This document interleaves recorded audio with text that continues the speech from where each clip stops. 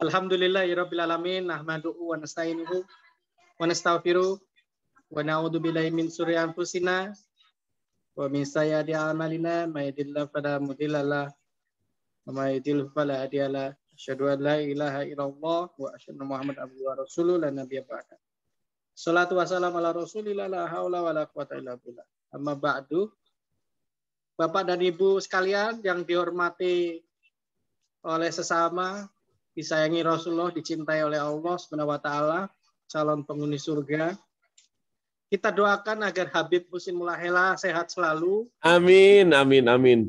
Biasa bisa berbagi dengan kita semua. Ya, insyaallah. Ilmu-ilmunya yang berharga. Amin. Ya, mohon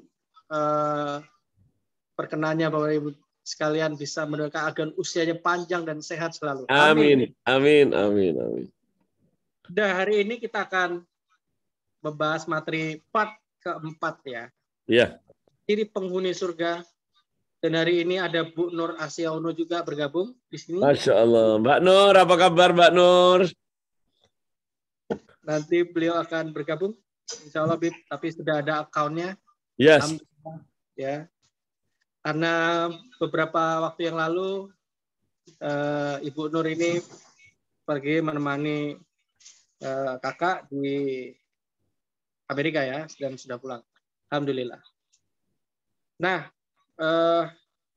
saya nggak tahu kejutan apa yang nanti akan disampaikan oleh Habib Husin Mulahela. Yang pasti dari minggu ke minggu itu intensitas pertanyaan semakin meningkat, dan ini adalah parameter yang bagus, indikator yang baik bahwa jamaah kita ini senantiasa kritis dan juga aktif dalam mendengarkan.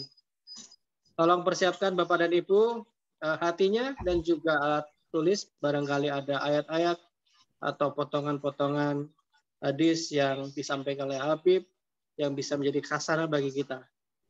Jangan lupa jadikan kajian kita kali ini adalah sarana untuk memperkaya ilmu, supaya keluarga kita bisa menjadi tercerahkan, banyak keluarga tapi juga lingkungan sekitarnya. Tanpa korupsi waktu nih, Bib. Yeah. Waktu dan tempat majelis ini saya berikan kepada antum. Jazakallahu khair. Assalamualaikum warahmatullahi wabarakatuh. Alhamdulillah. Waalaikumsalam warahmatullahi wabarakatuh. Bismillahirrahmanirrahim. Alhamdulillahirabbil alamin. Allahumma shalli wa sallim ala sayyidina Muhammadin bilisanil jami'ah fi hadratil wasi'ah. Salatan tumidu biha jismi min jismihi wa qalbi min qalbihi wa ruhi min ruhihi wa sirri min sirrihi wa ilmi min ilmihi wa amali min amali wa khuluqi min khuluqihi wa niyati min niyati wa wijhati min wijhati wa qasdi min qasdihi wa ta'udu barakatuha alayya wa ala auladi wa ala ahli asri. Ya Nur, ya Nur, ya Nur, ij'alni nuran bihaqqin nur. Bismillahirrahmanirrahim. Alhamdulillahirabbil alamin, miftahi babi rahmatillah, adada ma fi ilmillah, salatan wa salaman daimaini bidawami mulkillah wa ala alihi wa sahbihi wa man wala. Amma ba'du fa ya ayyuhal hadirun usikum wa nafsiya bitaqwallah. Para hadirin jamaah yang dirahmati Allah, alhamdulillah kita bersyukur ketemu lagi dengan Mas Sandi. Saya melihat Mbak Nur sudah masuk, demikian juga Mas Sandi. Mudah-mudahan seluruh majelis taklim An-Nur selalu di dalam lindungan karunia Allah Subhanahu wa taala, terutama dari segala penyakit badan, penyakit hati, terutama penyakit corona yang sedang mewabah ini. Para hadirin jamaah yang dirahmati Allah, kita telah membahas bagaimana yang membuat orang di surga itu tidak ada. Jadi ingat, di surga itu tidak ada orang yang syirik, tidak ada orang yang durhaka, tidak ada orang yang memakan makanan haram. Kemarin sudah kita bahas yaitu mengenai riba. Hati-hati nih. Kenapa riba ini justru ramai, justru sengaja oleh orang-orang di luar sana, terutama oleh orang Yahudi Nasrani. Selalu digembar-gemborkan kita tidak akan pernah bisa lepas dari riba. Bahkan beberapa bulan yang lalu, kita ingat semua segala sesuatu pembelian harus dengan kartu kredit. Bahkan mau apa saja, mau beli panci saja harus dengan kredit. Semua diutarakan dengan kredit. Bahkan pembelian mobil, pembelian motor, tidak bisa beri cash. Mereka harus belinya dengan kredit.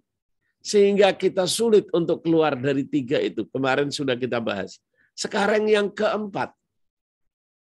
Siapa ini? Penghuni surga ini.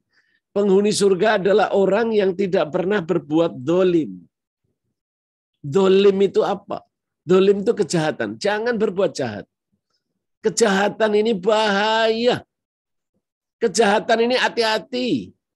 Sebab kejahatan ini terjadi kepada 3. Kejahatan kita yang pertama kepada Allah.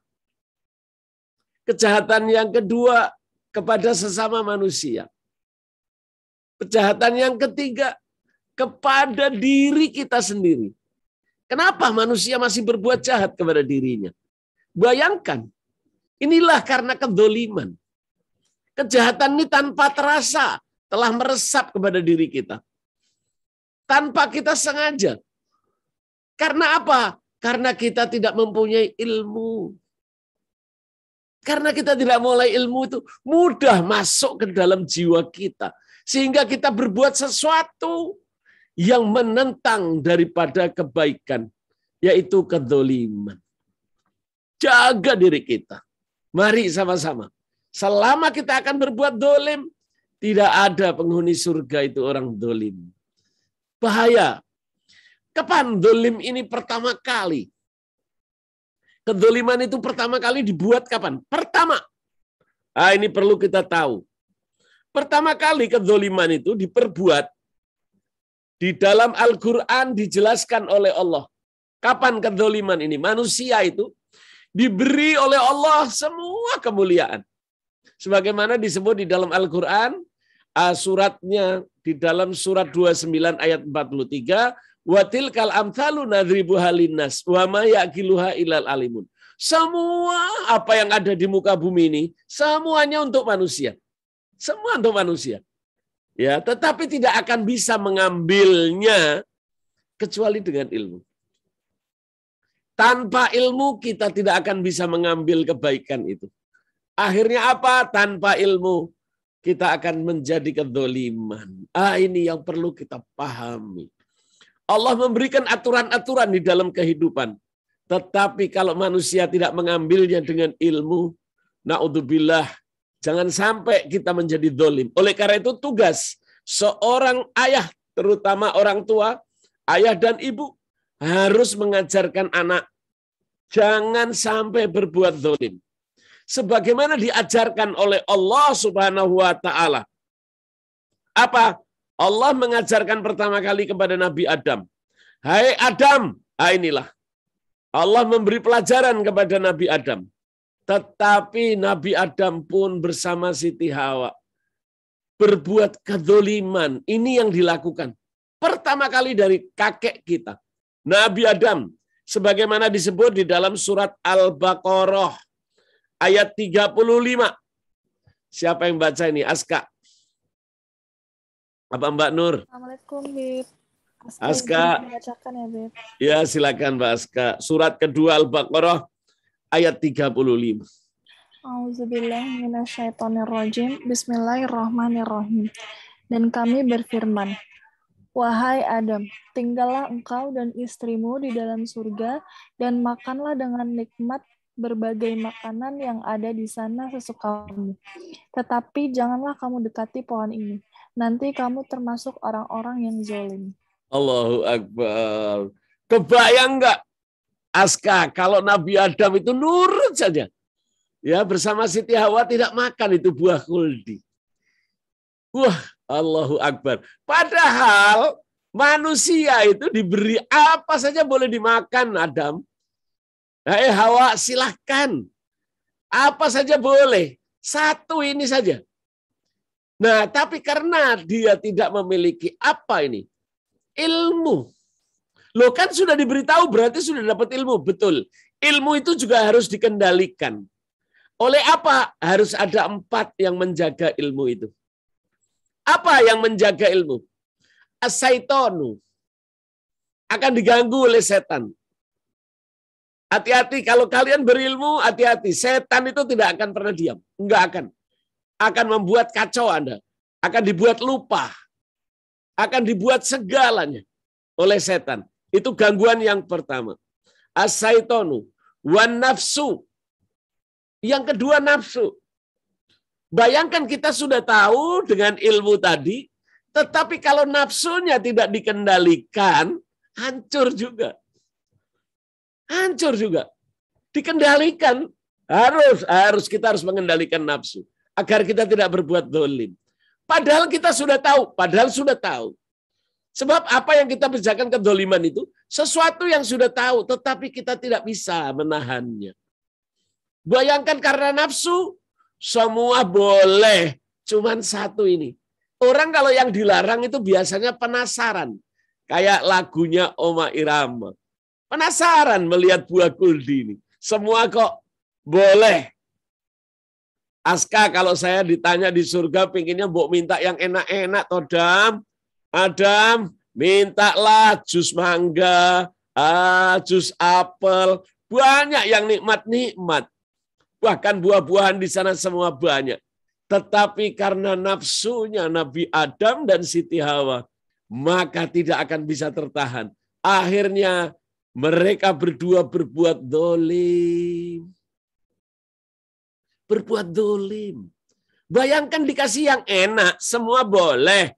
Yang nggak boleh ini cuma ini, tetapi nafsunya tidak bisa nahan. Diganggu oleh setan. Hei Adam, hei Hawa, kamu ini akan jadi kekal kalau kamu makan itu.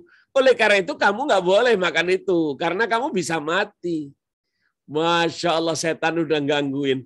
Ya kan, seperti halnya kita sekarang. Apa gangguan setan? Hei manusia, hati-hati kamu. Kenapa? Kamu bisa miskin loh kalau kamu sedekah. Sekarang lagi susah ini. Ya kan, seperti tadi dikatakan Mas Andi. Wah, rekening lagi tipis. Ada saja. Ini hati-hati. Hati-hati, jangan sampai kita terganggu oleh setan. Itu nasihat setan. Kemudian nafsu. Ngapain pingin punya orang? Ngapain kita sekarang pingin haknya orang? Kita pingin ngambil haknya orang. Kenapa? Buat apa?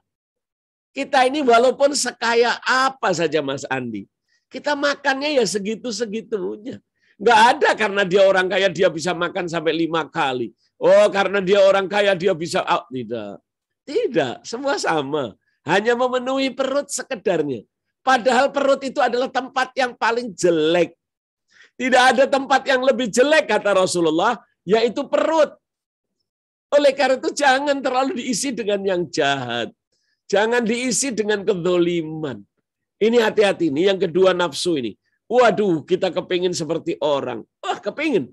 Itu zalim. Karena kalian keingin seperti orang, kepingin seperti presiden, kepingin seperti orang terkaya di dunia. Ini timbul ini, hawa namanya. Jadi setelah setan diganggu oleh siapa? Diganggu oleh nafsu, setelah nafsu hawa. Karena kepingin kita lihat seperti orang. Ya Allah, enak karena kita melihat orang. Silakan Mbak Aska lihat itu. Surat ke-20 ayat 131. Nah ini. Mas Andi itu karena dia lihat ada orang tadi yang membawa uang dolar di kantong. Wah, dia jadi terpengaruh. Nah, ini bahaya. Ini namanya hawa. Pengaruh dari luar itu namanya hawa. Kita nggak boleh melihat. Dilarang oleh Allah. Nah, kita perhatikan apa tidak? Kalau kita perhatikan, kita menjadi orang penghuni surga. Tetapi kalau tidak, na'udzubillah, kita akan menjadi orang dolim yang tidak diizinkan untuk masuk di neraka. Hati-hati. Kita dengarkan Aska. A'udzubillahiminasyaitonirrajim. Bismillahirrahmanirrahim.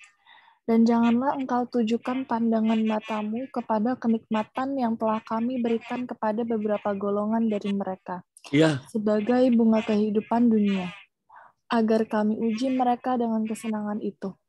Karunia Tuhanmu lebih baik dan lebih kekal. Masya Allah. Kita dikasih sama Allah kenikmatan. Dikasih. Tetapi Allah pesan, tapi jangan lihat yang aku berikan pada orang. Sebagaimana halnya tadi Nabi Adam dan Siti Hawa. Hei Adam dan Hawa, kamu boleh makan apa saja. Tetapi jangan kamu sentuh, jangan kamu dekati saja, nggak boleh. Apa ini? Buah kuldi. Lainnya semua oke. Nah, tetapi karena gangguan setan, karena nafsunya tidak bisa menahan, ya kan? Karena gangguan Hawa, dia bandingkan dengan buah yang lain, akhirnya menjadi menarik. Kemudian ketiga apa? Urusannya dunia. Apa urusan dunia? Manusia itu paling seneng kalau umurnya panjang. Kaya raya, pengen umurnya panjang. Kalau perlu 1000 tahun lagi umurnya. Ini keduniaan. Apa enaknya orang dikasih umur 1000 tahun? Nggak enak, kata Allah. Bayangkan orang sudah umur tua 100 saja. Wah, udah sakit jalan, udah nggak enak, semua nggak enak. Oleh karena itu Allah sudah nggak ngitung lagi dosanya. Tetapi kalau ditanya orang itu kepingin umurnya sampai 100 tahun. Bahkan sampai 1000 tahun, kata Allah di Quran. Jangan, mari saudara-saudara. Jangan sampai kita terlena dengan gangguan-gangguan tadi. Hati-hati gangguan setan, gangguan nafsu, gangguan hawa, dan keduniaan. Inilah 4 yang akan kita jaga agar kita tidak berbuat zalim. Kita telah diberikan petunjuk oleh Allah. Ini loh Quran, ini loh hadis. Kita tinggal ngikuti saja. Seperti perzinaan, jangan kau dekati zina. Zina itu nggak boleh didekati. Hati-hati, kalau dekati saja nggak boleh, tetapi justru orang jadi penasaran. Kita sudah punya istri, kita sudah punya keluarga. Tetapi kenapa kita selalu melihat punya orang pasti akan lebih tertarik. Hati-hati ini. Nah, inilah pengaruhnya setan. Kemudian apa? Hawa dan nafsu. Wah, ini bahaya ini. Demikian juga keduniaan. Kepingin kalau dia sekali lagi. Kepingin semua punya orang dia rasakan. Inilah kezaliman. Demikian juga apa yang dilakukan Nabi Adam tadi. Hai Adam, tinggallah engkau dan istrimu di dalam surga. Itu penghuni surga, Pak Andi. Semua boleh penghuni surga. Dan makanlah dengan nikmat. Bayangkan dengan nikmat makanan-makanan. Berbagai makanan yang ada di dalam surga. Sesukamu. Ya. Kemudian apa? Tetapi janganlah kamu dekati pohon ini. Nanti kamu akan termasuk jadi orang-orang yang zalim. Hati-hati kalau kita melanggar apa yang sudah ditentukan oleh Allah, kita tidak menggunakan apa yang diberikan Allah. Oleh karena itu kita menjadi zalim. Kalau kita sudah zalim, maka kita ini termasuk yang paling jelek, bahkan lebih jelek daripada binatang. Kita sudah dikasih keistimewaan, ya Allah mau cari apa saja. Enak sekali. Mangga, mau mangga macam apa saja ada. Mau rambutan, Anda mau tanya rambutan jenisnya banyak sekali. Banyak kenikmatan-kenikmatan ini. Tetapi naudzubillah, kita selalu berbuat yang tidak baik. Demikian juga ketika setelah itu apa yang terjadi. Padahal Nabi Adam dan Siti Hawa itu ditaruh oleh Allah di dalam surga. Mau makan apa saja enak. Tetapi karena dia berbuat zalim, apa yang terjadi? Orang yang berbuat zalim langsung diturunkan ke dalam dari surga. Dikeluarkan Nabi Adam dan Siti Hawa. Dikeluarkan kemana? Ke dunia. Ini mulai terlalu. Orang yang celaka yaitu orang yang zalim. Akhirnya apa yang terjadi? Ingat, kalau Anda sudah terlanjur berbuat zalim, taubatlah kepada Allah. Taubat akhirnya yang dilakukan oleh Nabi Adam. Bertaubat kepada Allah. Ya Allah, nyesel saya. Lah inilah manusia. Nyesel itu selalu di belakang. Karena apa nyesel itu penyebabnya? Tidak mendengarkan nasihat Allah, tapi mendengarkan nasihat setan. Tidak bisa mengendalikan nafsu yang diberikan oleh Allah. Ayo kita punya nafsu, itu istimewa. Kalau dikendalikan. Tetapi kalau tidak dikendalikan, kita naudzubillah bisa berbuat jahat apa saja. Bayangkan sekarang kita lihat sehari-hari terjadi. Kalau nggak percaya silakan hari ini Anda pergi ke airport. Anda lihat orang-orang yang datang, yang keluar dari Jakarta, yang mau masuk ke Jakarta, mereka dikerjain. Dalam keadaan COVID, mereka ingin bertemu dengan orang tuanya. Dalam keadaan COVID, dia ingin menyekolahkan anaknya. Tetapi apa yang terjadi? Mereka-mereka yang berbuat zalim, apa? Mereka sudah digaji. Bahkan gaji mereka itu lebih dari cukup. Gaji mereka lebih dari cukup. Sudah ditentukan oleh Allah dan tidak pernah terlambat. Bahkan ditambah kadang-kadang gaji ke-13. Tetapi karena dia dengar bisikan setan, karena dia tahu bahwa nafsunya melihat, ini yang paling bahaya. Sebagaimana tadi dilihat di dalam Al-Quran surat ke-20 ayat 131. Silakan Aska.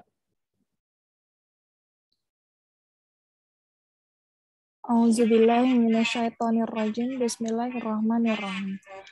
Dan janganlah engkau tujukan pandangan matamu kepada kenikmatan yang telah kami berikan kepada beberapa golongan dari mereka sebagai bunga kehidupan dunia, agar kami uji mereka dengan kesenangan itu. Karunia Tuhanmu lebih baik dan lebih kekal. Mbak Aska, suaranya sember, jadi susah didengar, Mbak. Harus diperbaiki tuh sembernya, karena apa ini Aska? Ya, ini perlu kita tahu. Ingat, kita tidak boleh melihat. Padahal kita dikasih mata, betul. Tetapi bukan untuk melihat apa yang telah diberikan Allah kepada orang lain. Jangan kita melihat orang yang diberi nikmat Allah lebih kaya dari kita. Kita melihat sesuatu pemberian Allah kepada orang lain. Kenapa kita ngiri? Kita melihat orang lain kok lebih pinter. Kenapa kita nggak belajar? Orang lain memiliki rezeki banyak. Kenapa kita tidak minta kepada Allah? Kita tidak pernah berusaha. Allah tidak akan berubah kecuali ada usaha. Ayo. Ada jalannya? Ada. Tetapi bukan cara hanya menginginkan. Kalau kita hanya menginginkan milik orang, kita termasuk orang yang zalim.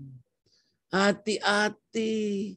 Boleh kita lihat orang lain punya suami. Wah, suaminya cakep, agamanya baik, kedudukannya baik. Waduh, cantiknya baik. Boleh kita caranya minta sama Allah. Kemudian kita berusaha sebagaimana dipesan oleh Allah. Tidak ada orang baik kecuali pasti jodohnya orang baik. Tetapi kalau dia ahli pezina, dia dapatnya orang pezina juga. Ini sudah ditentukan oleh Allah. Tetapi kita selalu berbuat zalim. Kita mendekati zina. Papi kalau sudah mau nikah pinginnya orang yang baik saja. Bagaimana kita mau mendapatkan itu? Karena apa? Lah inilah nafsu. Setan itu selalu melihat bahwa apa yang dimiliki orang itu lebih menarik daripada apa yang kita miliki. Dan itu dibenarkan oleh Rasulullah. Hai orang-orang pemuda-pemuda, apabila kamu telah menikah, kemudian kamu keluar dari rumah, kamu melihat orang lain, wanita lain yang lebih menarik daripada hatimu. Itu gangguan setan. Ya, katakan sama nafsumu, yang kita lihat ini haram, tetapi yang di rumah itu halal. Itulah pesan Rasulullah. Jadi nafsu itu dikendalikan. Ya, dikasih tahu bahwa yang ini yang kita lihat ini menarik, itu yang membuat setan. Setan itu akan membuat yang jelek jadi menarik. Bayangkan walaupun Anda sudah kawin dengan yang tercinta, yang terbaik, tetapi kita begitu melihat yang lain, hati kita lebih tertarik. Itu kedoliman, hati-hati. Kalau kita tidak mengendalikan semua ini, bahaya. Demikian juga ketika Nabi Musa. Nabi Musa telah merubah bahwa kaum yang ada di zamannya, Bani Israel, yang tadinya menyembah apa? Yang namanya menyembah patung, kemudian diarahkan oleh Nabi oleh Nabi Musa, diarahkan kebaikan-kebaikan, sehingga mereka menjadi bertakwa kepada Allah. Sebelum kemudian Nabi Musa dipanggil oleh Allah ke Gunung Turisinen untuk menerima wahyu, kemudian dia kumpulkan daripada umatnya. Hei umatku, kata Nabi Musa, sepeninggalku jangan kamu menyembah kecuali Allah. Jangan kamu mendekati segala sesuatu yang syirik itu. Kalau kamu dekati, kamu akan menjadi orang dolim. Dan kalau kamu sudah menjadi orang dolim, aku tidak bisa mengajak kamu ke surga yang telah dijanjikan Allah. Tetapi apa yang terjadi? Maka umatnya Nabi Musa yang ditinggal selama 40 hari, mereka sudah lalai kepada Allah lagi. Mereka lebih tertarik dengan apa? Patung lembu. Patung lembu yang dibuat oleh seseorang. Bayangkan, patung lebih menarik. Kenapa? Ini godaan setan. Ini godaan nafsu. Sebagaimana kita lihat orang di airport saat ini. Orang yang datang dari luar negeri ditawarin. Yang tadinya dia sudah tidak positif, tapi dijadikan positif. Tesnya, PCR-nya dijadikan positif. Bahkan diatur hotelnya. Dicarikan hotel yang mahal. Mau atau tidak mau. Na'udzubillah. Padahal dia dalam keadaan kesulitan. Mereka kedatang ini di dalam keadaan tujuan-tujuan yang mereka sedang rencanakan untuk melihat ibunya, melihat keluarganya. Tetapi justru kepada orang-orang yang jahat, mereka berbuat zalim, mereka mengatur harga hotel, mereka menjerumuskan sehingga aturan-aturan pun dilanggar, padahal dia adalah petugas-petugas yang telah digaji oleh pemerintah, tetapi tidak melaksanakan apa yang dia kerjakan. Mereka terpengaruh oleh setan, sehingga mereka kepingin memiliki duit yang lebih besar, karena dia melihat atasan-atasan mereka, orang-orang yang lebih kaya di antara mereka.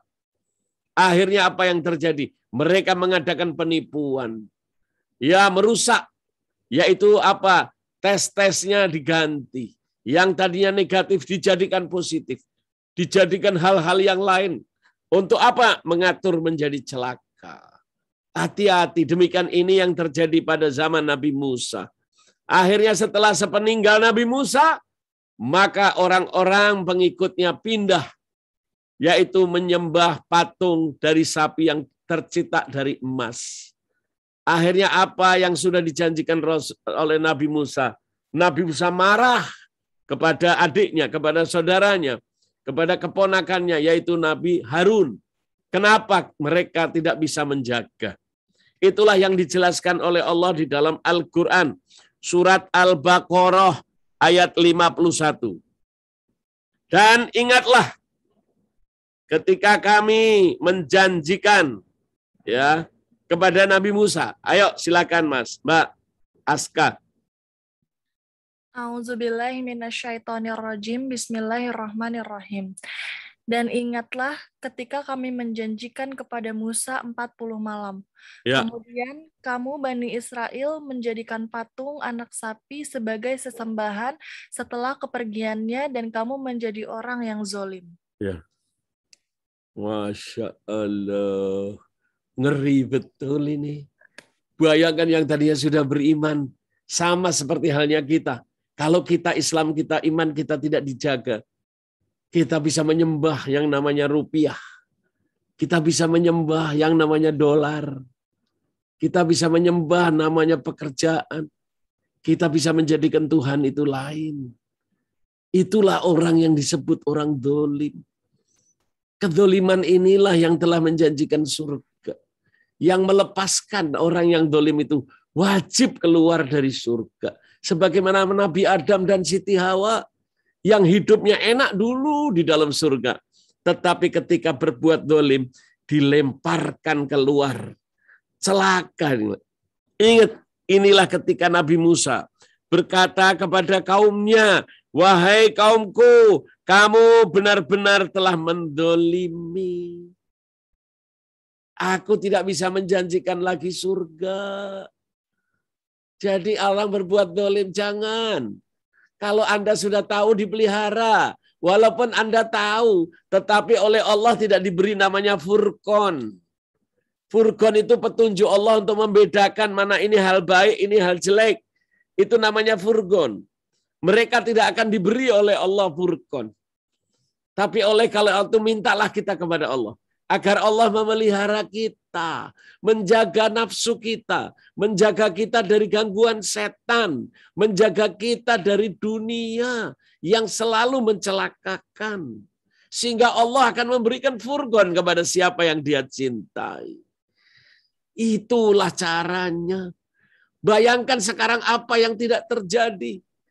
Bayangkan alat tes yang sudah dipakai untuk COVID, yang sudah dipakai, dicemarkan, dipakai oleh orang lain, masih dipakai lagi. Apakah ini bukan kedzaliman? Sangat dolim. Hati-hati. Bahkan mereka memasukkan ke dalam rumah sakit yang dimasukkan saudaranya, keluarganya, tetapi orang lain yang tidak dikenal. Maka inilah termasuk perbuatan dolim. Banyak kedzaliman yang terjadi saat ini. Bahkan semakin tahun semakin ramai. Yang harusnya kita melihat orang-orang di luar sana yang sedang dalam keadaan kesusahan. Pemerintah dengan baik hati untuk membagikan namanya bantuan sosial. Tetapi apa yang terjadi? Mereka justru menggunakan bantuan sosial yang banyak itu, yang besarnya bermiliar, bahkan bertriliun.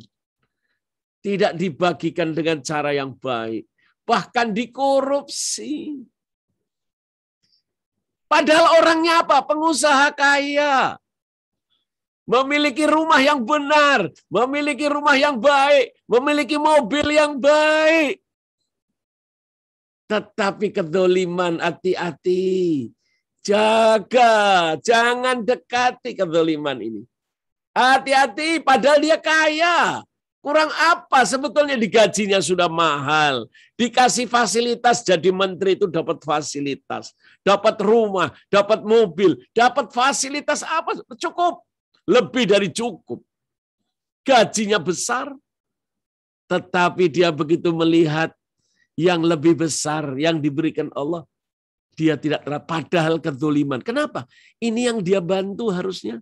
Harusnya dia keluar dengan uangnya sendiri untuk membantu orang-orang di sekitarnya yang dalam keadaan kesulitan. Tetapi justru uang yang untuk tetangga tadi, uang yang untuk orang miskin tadi, justru dengan rela, dengan senyum, mereka memakannya. Para hadirin, bayangkan. Ini kejelekan-kejelekan ini terjadi hampir di setiap saat. Hampir di setiap saat. Kami memiliki teman. Seorang teman yang menikah. Kemudian istrinya hamil. Dalam keadaan dia miskin. Untuk beli obat aja susah. Tetapi ketika dia masuk ke dokter, apa kata dokter? Oh, ini harus disesar. Oh, ini harus dibikin. Oh, ini harus dioperasi. Oh, ini harus di CT scan dulu. Padahal itu tidak semuanya harus dikerjakan seperti itu. Tetapi padahal dia punya kekuasaan. Oleh karena itu dikatakan oleh Allah, hati-hati orang yang diberi kekuasaan. Kebanyakan mereka itu berbuat kedzaliman. Lebih baik nggak usah jadi pemimpin, kata Rasulullah. Kalau Anda memang tidak mampu. Ketika sahabat Rasulullah minta kepada Rasulullah, ya Rasulullah jadikan aku gubernur. Saat itu sedang Rasulullah menunjuk beberapa orang menjadi gubernur. Dia minta, ya Rasulullah, izinkan aku menjadi salah satu di gubernur itu. Kemudian oleh Rasulullah dipeluk dia. Aku ingin kamu masuk surga. Oleh karena itu ternyata ini bukan tempatmu. Karena Rasulullah tahu bahwa kalau orang ini ditunjuk sebagai gubernur, dia akan berbuat zalim. Nah, itu yang hati-hati kita jaga. Akhirnya sama Rasulullah tidak dijadikan gubernur. Tetapi apa? Aku minta kalian ngurus istrimu aja. Kamu ngurus istrimu saja kalau kamu bisa berbuat adil. Tempatmu di surga.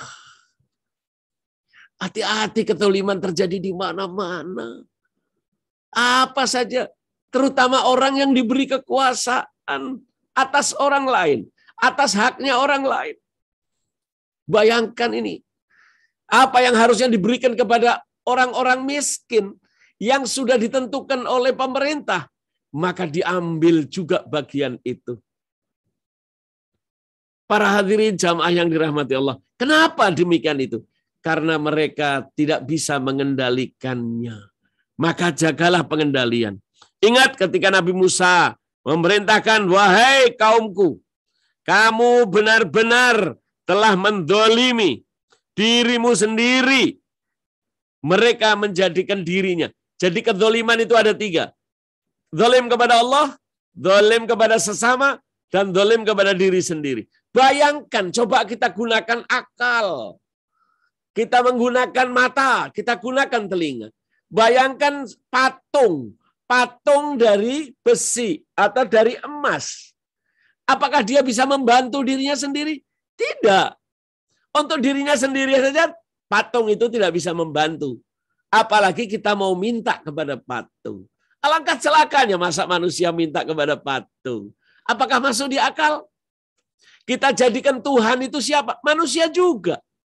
Kita jadikan Tuhan, padahal dia manusia. Dia makan, dia lapar, dia tidur. Bagaimana dia bisa kita jadikan Tuhan? Enggak mungkin. Itulah yang disebut orang yang mendolimi dirinya sendiri. Ngapain mendolimi dirinya? Jangan, kita udah tahu nggak masuk di akal. Bayangkan yang namanya manusia. Dia pun kesulitan. Kok kita jadikan Tuhan? Ayo hati-hati, ini kedoliman terjadi di mana saja. Oleh karena itu kita bahas hari ini. Agar kita ini terlepas dari kedoliman. Bahkan hati-hati. Dikatakan masa menyembah kok anak sapi. Ya, sesembahan. Karena itu bertobatlah kepada pencipta. Allah yang lebih baik bagimu. Bahkan bisa memberikan apa saja. Oleh karena itu jangan sekali-kali menjadikan kamu lalai kepada Allah. Itulah perbuatan yang disebut dengan kedzoliman. Itulah kedzoliman yang terjadi di mana-mana. Ayo kita gunakan akal pikiran agar kita menjadi selamat, ya. Oleh karena itu kami menaungi, kami memberi pelajaran kamu dengan awam, ya, dan kami menurunkan kepada kita manusia manna dan salwa, makanan-makanan yang baik. Diberikan kita ini rezeki oleh Allah, makanan-makanan yang baik. Kalau kita dengar tadi bagaimana Nabi Adam dan Siti Hawa diberi apa saja oleh Allah di dalam surga. Syaratnya cuma satu, nggak boleh makan buah kuldi. Demikian juga kita manusia. Bayangin kita sudah tahu contohnya Nabi Adam, Siti Hawa. Udah tahu itu kakek kita. Ya, sekarang Allah turunkan makanan enak. Apa saja, ada buah-buahan, segala buah-buahan enak. Tidak ada yang dilarang di muka bumi ini. Tidak ada. Yang dilarang itu milik orang. Yang dilarang sama Allah, jangan kamu mengambil haknya orang. Tetapi justru itu yang kita kerjakan. Kita menyalahkan Nabi Adam. Kita menyalahkan Siti Hawa. Tapi ternyata diri kita pun diberi oleh Allah kenikmatan di muka bumi ini yang banyak. Tetapi kita tidak bisa juga mengendalikan. Padahal contohnya sudah ada. Sebagaimana di dalam Al-Quran surat 23. Di dalam Al-Quran surat 23 ayat 51. Allah beri kenikmatan itu banyak. Ya, nggak perlu ibadah dulu yang berat. Yang perlu dalam kita hidup ini, yang diperlukan kita tidak mengambil haknya orang. Carilah rezeki. Dijamin kamu dapat rezeki yang banyak. Bayangkan Anda mau cari apa aja di dunia boleh. Boleh. Yang tidak dibolehkan itu cuman apa? Cuman babi. Iya kan? Apa yang tidak boleh di dunia ini? Ngambil haknya orang. Apa yang tidak boleh di dunia ini? Jangan minum minuman keras. Ya kan, kemudian jangan minum darah, jangan makan bangkai. Itu doang. Tetapi justru dijadikan ini sebagai kedoliman. Mendolimi dirinya sendiri. Padahal sudah ditentukan sama Allah. Saya berikan rezeki. Oke, saya jamin semua dapat. Tetapi kamu di dalam berusaha untuk mencari rezeki itu, caranya yang halal. Caranya yang halal. Tetapi apakah manusia mau? Nggak usah beribadah dulu berat-berat. Nggak usah. Tapi yang paling utama carilah dulu. Yang halal, yang thayyiban. Kalau sudah dapat yang halal thayyiban, baru kamu beribadah. Itu percuma kita beribadah. Kalau apa yang kita cari, apa yang kita dapat itu mencelakakan diri kita. Percuma. Berapa banyak orang-orang di pemerintahan, bayangkan. Mereka merubah surat-surat. Untuk apa? Supaya bisa pergi umroh. Supaya bisa pergi haji. Caranya dengan cara menipu. Merubah aturan. Yang disyaratkan dirubah. Apa artinya ibadahnya? Tidak ada artinya. Yang penting kata Allah, siapkan rizkimu yang halal, yang baik. Setelah itu baru beribadah. Itu supaya kita tidak zalim. Buat apa kita pergi haji kalau uang yang kita pakai haram? Buat apa kita pergi umroh kalau kita menipu dalam berdagang? Buat apa kita sholat capek, tapi kalau kita sholat sarung yang kita pakai, sandal yang kita pakai milik orang. Itu yang namanya zalim. Oleh karena itu pesannya Allah, carilah yang baik dulu. Jangan zalim dulu. Setelah itu baru kamu beribadah. Kita dengarkan ayatnya. Surat ke-23 ayat ke-51 ya, Bib. Ya. A'udzubillahi minasyaitonirrajim. Bismillahirrahmanirrahim. Allah berfirman, "Wahai para rasul, makanlah dari makanan yang baik-baik dan kerjakanlah kebajikan. Sungguh aku Maha mengetahui apa yang kamu kerjakan." Tuh, Allah tahu apa yang kita kerjakan. Ketika di zaman Rasulullah, sahabat melihat. Ya Rasulullah, aku melihat seorang sahabat. Dia berdoa meneteskan air mata. Kemudian air mata itu tertimpa dengan debu. Sehingga aku melihat, ya Rasulullah, bahwa doanya pasti akan diterima Allah. Apa kata Rasulullah? Aku mendapatkan kabar dari malaikat bahwa doanya ditolak sama Allah. Kenapa ya Rasulullah? Bukankah dia sudah khusyuk? Betul, dia sudah khusyuk. Tetapi baju yang dia pakai untuk berdoa itu, ada salah satu bagian uangnya yang haram. Percuma. Apakah diterima? Tidak. Pernah sahabat datang lagi, ya Rasulullah, sahabatku setiap hari pakai mukena. Dia seorang wanita, temanku. Setiap hari dia tidak lepas dengan mukenahnya. Dia hobinya sholat. Aku yakin ya Rasulullah, dia adalah orang penghuni surga. Kemudian Rasulullah tersenyum.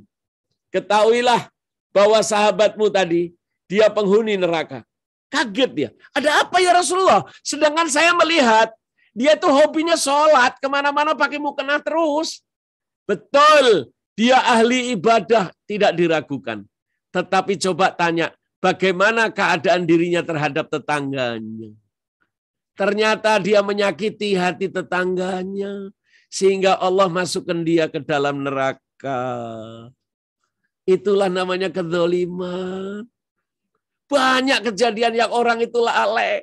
Tidak mengikuti aturan Allah, tetapi mengganti aturan dengan yang lain. Itulah yang penyebab daripada orang yang disebut zalim. Mari kita lihat di dalam surat Al-Baqarah ayat 59.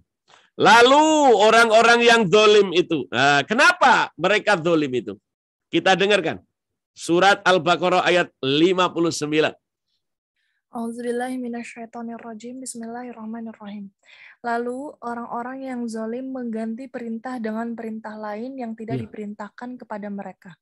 Maka kami turunkan malapetaka dari langit kepada orang-orang yang zalim itu karena mereka selalu berbuat fasik. Masya Allah. Karena kenapa orang itu dijadikan zalim? Karena dia berbuat fasik. Fasik itu apa? Orang Islam tapi yang tidak mengikuti aturan Islam. Dia mengganti aturan Allah. Mengganti aturan Allah ketika kita mencari rezeki. Allah permudah kita. Dicari kemudahan. Tetapi kita tidak sabar. Karena tidak sabar mereka mengatakan apa? Yang haram saja susah. Apalagi yang halal. Inilah yang sering terjadi di antara kita. Di kantor-kantor selalu diucapkan, kalau kamu baik terus, kamu ngikuti perintahnya Allah, kamu yang akan miskin. Na'udzubillah. Akhirnya gimana? Udah, ayo kita korupsi. Akhirnya dia merubah perintah Allah. Dia lakukan perintah Allah. Akhirnya apa? Allah masukkan dia menjadi orang dolim. Kenapa? Dia merubah aturan Allah tadi yang dibaca oleh Aska. Harusnya kita menjaga dulu yang halal, mengambil dari yang halal, jangan mengambil yang haram. Tetapi karena dia takut, yang haram saja susah, apalagi yang halal. Itu merubah aturan. Akhirnya apa yang terjadi? Dikeluarkan dia dari perusahaan, dikeluarkan dia dari kebaikan, sehingga dia menjadi orang dolim. Kenapa? Karena mereka selalu berbuat fasik. Dia hidup di muka bumi, tapi tidak menggunakan Al-Quran dan hadis. Sebagaimana apa yang diperintah Allah dan perintah Rasul, serta yang dilarang Allah dan dilarang Rasul. Itulah penghuni neraka. Sehingga jangan berharap kalau kalian berharap untuk surga. Surga itu tidak ada untuk orang yang dolim. Bayangkan Nabi Adam hanya makan saja. Hanya makan buah. Itu namanya aturan Allah. Tetapi dia tidak ikuti. Apakah dia bisa masuk surga? Tidak bisa. Bahkan dikeluarkan. Dia sudah ada di surga. Tetapi dia tidak taat aturan Allah. Dia mengganti aturan Allah. Hati-hati saudara-saudara sekalian. Jangan kita mengatur yang demikian. Ini menjadi celaka bagi kita ini. Akan menjadi kedzaliman. Sungguh Nabi Musa telah datang memberi kepada mereka aturan-aturan. Tetapi apa yang dia berikan oleh Nabi Musa tidak dijadikan aturan Allah itu sebagai pedoman. Demikian juga kita. Kita telah diberikan aturan oleh Allah melalui rasul-rasul, melalui khulafaur rasyidin, melalui ulama-ulama yang kita sudah dengar. Apa yang kita lakukan itu, ternyata kita mengganti aturan. Harusnya itu yang bukan milik kita jangan dimakan. Tetapi karena kita nafsu, maka kita pun mengambil milik orang. Itulah kedzaliman yang ada di antara kita. Yang tadinya seorang dokter disumpah untuk membantu orang yang sakit. Di dalam sumpahnya di atas Quran. Tetapi apa yang terjadi karena setan? Karena nafsu, karena keinginan hawa nafsunya, serta keinginan dunia supaya dia cepat kaya. Akhirnya apa? Dia melanggar aturan Allah itu. Padahal janganlah kamu berharap, kecuali hanya kepada Allah. Itulah yang baik. Kalau kita berharap kepada orang, ya Allah, mereka kadang-kadang dikasih kesulitan. Mereka itu yang sakit mau melahirkan, mereka juga butuh duit. Tetapi dokter sengaja mencari jalan agar dia mengeluarkan uang sehingga dokter itu mendapatkan satu yang kebaikan dari uang yang dia harapkan. Padahal itulah yang telah menjadikan dia orang yang zalim. Kita melihat di dalam Al-Quran, tetapi mereka tidak akan menginginkan daripada kematian. Mereka takut mati. Mereka takut mati. Tetapi kenapa mereka berbuat yang namanya zalim? Mari kita lihat di dalam Al-Quran surat Al-Baqarah ayat 95. Dia akan mendapatkan dosa yang dilakukan oleh tangan-tangan mereka. Dan Allah ya yang maha mengetahui orang itu zalim. Maka celakalah orang itu. Berapa banyak kita melihat siapa saja. Terutama oknum-oknum dokter, oknum-oknum polisi, oknum-oknum pejabat. Mereka padahal sudah digaji dengan baik. Tetapi karena keinginan nafsunya, akhirnya tanpa dia ketahui dia telah berbuat zalim. Hati-hati, tobat, tobat. Silakan Aska. Auzubillahiminasyaitonirrajim. Bismillahirrahmanirrahim. Tetapi mereka tidak akan menginginkan kematian itu sama sekali karena dosa-dosa yang telah dilakukan tangan-tangan mereka. Ya. Dan Allah Maha mengetahui orang-orang zalim. Wa'udzubillah, na'udzubillah. Mari saudara-saudara, hati-hati jabatan-jabatan yang telah Anda sandang. Justru kenapa Rasulullah bilang jangan kamu menjadi pejabat. Sebab tanggung jawab terhadap keluarga saja sudah berat. Tanggung jawab kita kepada istri dan anak itu sudah berat. Apalagi kamu menjadikan tanggung jawab sebagai apa? Sebagai orang yang menjabat. Boro-boro menjabat itu menjabat apa? Tidak. Bahkan menjadi pemimpin masjid saja. Pemimpin masjid. Apakah mudah? Tidak. Banyak pemimpin masjid tapi yang berbuat dolim. Contohnya apa? Ketika kita punya masjid, oleh pengurusnya dimasukkan. Dimasukkan apa? Orang-orang yang beragama bukan Islam. Padahal tidak boleh menginjak karena mereka itu najis. Tetapi sengaja masjid kita buka. Masjid bukan untuk dijadikan kebaikan, tetapi masjid dirusak. Dengan apa? Yang dilarang oleh Allah. Bayangkan di masjid kita harus nyebut nama Allah. Tetapi kita mendatangkan orang-orang non-muslim untuk bernyanyi. Di dalam masjid. Kenapa? Karena saya diangkat jadi pemimpin. Saya yang menentukan. Bahkan di masjid kita.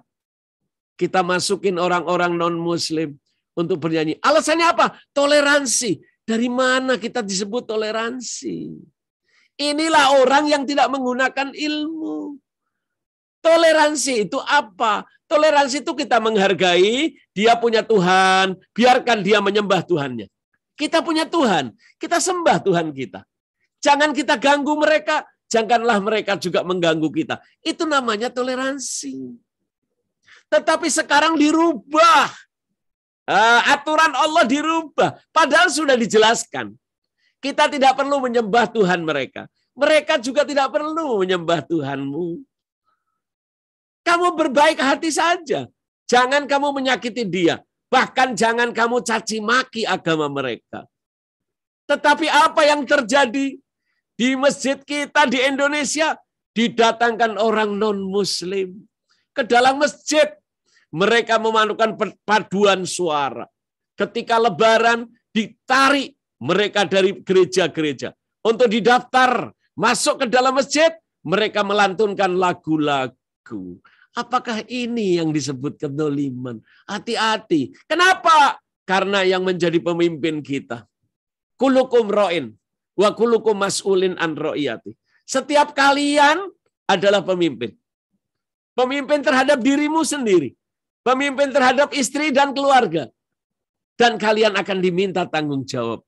Itulah yang dikatakan Rasulullah. Kulukum ro'in wa kulukum mas'ulin an ro'iyati. Akan ditanya mengenai apa yang menjadi tanggung jawab. Kita sebagai ketua masjid, kita harus menjaga kesucian masjid. Tidak perlu masjid kita dicampur dengan tempat ibadah lain. Silahkan dia di tempat-tempat yang telah mereka disediakan. Kita melaksanakan ibadah di masjid-masjid kita. Tetapi jangan mencampur aduk. Itulah yang dikatakan Allah di dalam Al-Quran. Allah telah menyebutkan, kalau ada orang yang tidak seiman, jangan kalian doakan. Bayangkan kalau kita melihat orang yang tidak mempercayai Allah. Kenapa kita minta Allah Tuhan kita? Untuk supaya membantu mereka yang menyatakan mereka syirik. Kita sudah tahu Tuhan kita paling nggak suka syirik. Kenapa kita minta doa? Ya Allah, jadikan temanku ini yang mati dalam keadaan syirik. Yang mati dalam keadaan kafir. Tolong selamatkan dia. Ini yang masih banyak terjadi. Ini namanya kezaliman. Tidak mungkin Tuhan kita membantu orang yang tidak mengakui dia Tuhan. Kenapa? Inilah yang terjadi. Banyak orang Islam, tapi justru diminta untuk mendoakan orang kafir. Dilarang. Bagaimana logikanya juga nggak masuk di akal. Bayangkan Tuhan kita kok kerja sama-sama Tuhan mereka. Berarti ini menunjukkan bahwa kita masih mengakui ada Tuhan lain. Ini yang dilarang. Oleh karena itu jangan sekali-kali kita melaksanakan hal yang demikian. Oleh karena itu jangan menggunakan tempat-tempat suci dengan tempat-tempat untuk menggabungkan. Alasannya supaya kelihatannya toleransi. Ingat, toleransi bukan itu yang diajarkan Allah. Tetapi kebanyakan orang kalau sudah pemimpin, mereka menyebut Tuhan orang lain seenaknya. Mereka mengatakan kalimat-kalimat Tuhan lain yang dia ucapkan untuk memberi salam. Padahal Tuhannya beda, tetapi demi untuk kepemerintahan, supaya dia terlihat seperti orang yang selalu toleransi. Mereka menyebut Tuhan-Tuhan lain. Buat apa? Kita nggak boleh. Allah sudah siapkan ini. Yaitu siapa orang-orang yang melarang ya di dalam masjid. Ya Allah untuk apa? Menyebut nama-nama Allah. Tetapi mereka malah justru merubah. Orang Islam sekali-kali menyebut Tuhannya orang yang lain. Bayangkan, Tuhan lain disebut di dalam masjid. Ini yang perlu kita jaga. Kita melihat di dalam surat Al-Baqarah, ayat 114. Nah inilah hati-hati kalau kalian jadi pejabat. Bukan berarti saya harus mengakui, agama dia benar. Tidak. Tidak ada agama benar. Inna dina indallahil Islam. Tidak ada agama yang benar bagi saya adalah agama Islam. Kalau orang lain mau nyembah yang lain, silahkan. Tetapi jangan dijadikan toleransi. Siapa yang mengajarkan ini? Justru kita sebagai orang Islam, kenapa kita menyebut-nyebut mereka? Padahal Allah sudah turunkan. Di dalam Al-Quran itu surat Qul ya ayyuhal kafirun. La a'budu ma ta'bud. Kamu nggak perlu nyembah Tuhanku. Dan saya nggak perlu mengucapkan kalimat-kalimat yang tidak seharusnya. Saya sudah diajarkan dengan mengucapkan Assalamualaikum. Itu ajaran yang diberikan Allah kepada kita. Yang diberikan oleh Rasulullah kepada kita. Tetapi kita merasa, kalau Anda mau toleransi, Anda harus mengakui Tuhan orang lain. Dari mana ini? Justru banyak sekarang disebut di masjid, tetapi bukan kalimat nama Allah, tetapi di kalimat nama Tuhan-Tuhan orang lain. Apakah ini yang disebut kebaikan? Tidak. Inilah yang disebut kedzaliman. Kita melihat surat Al-Baqarah ayat 114. Silakan Aska. Dan siapakah? Dan siapakah yang lebih zalim daripada orang yang melarang di dalam masjid-masjid Allah untuk menyebut namanya dan berusaha merobohkannya? Ya. Mereka itu tidak pantas memasukinya kecuali dengan rasa takut kepada Allah. Ya. Mereka mendapat kehinaan di dunia dan di akhirat mendapat azab yang berat. Masya Allah. Tidak usah nunggu nanti di surga. Di dunia sudah akan dibalas oleh Allah. Sebelum nanti di akhirat. Bagaimana dia akan menjadi mulia? Sedih. Silakan lihat di YouTube. Bagaimana di dalam masjid di Indonesia. Dia sebagai ketua yang dipilih oleh pemerintah. Untuk menjaga kemurnian masjid. Tetapi justru dia mendatangkan orang-orang di dalam masjid. Untuk tidak menyebut kalimat-kalimat Allah. Ini sudah terjadi kenapa? Karena jabatan. Hati-hati. Jabatan itu membuat mudah orang berbuat dolim.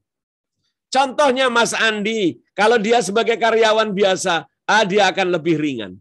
Tetapi ketika Mas Andi sudah ditentukan sebagai penjabat di dalam Nur, MT Nur ini, pasti nanti ada kebijaksanaannya yang perlu dijaga.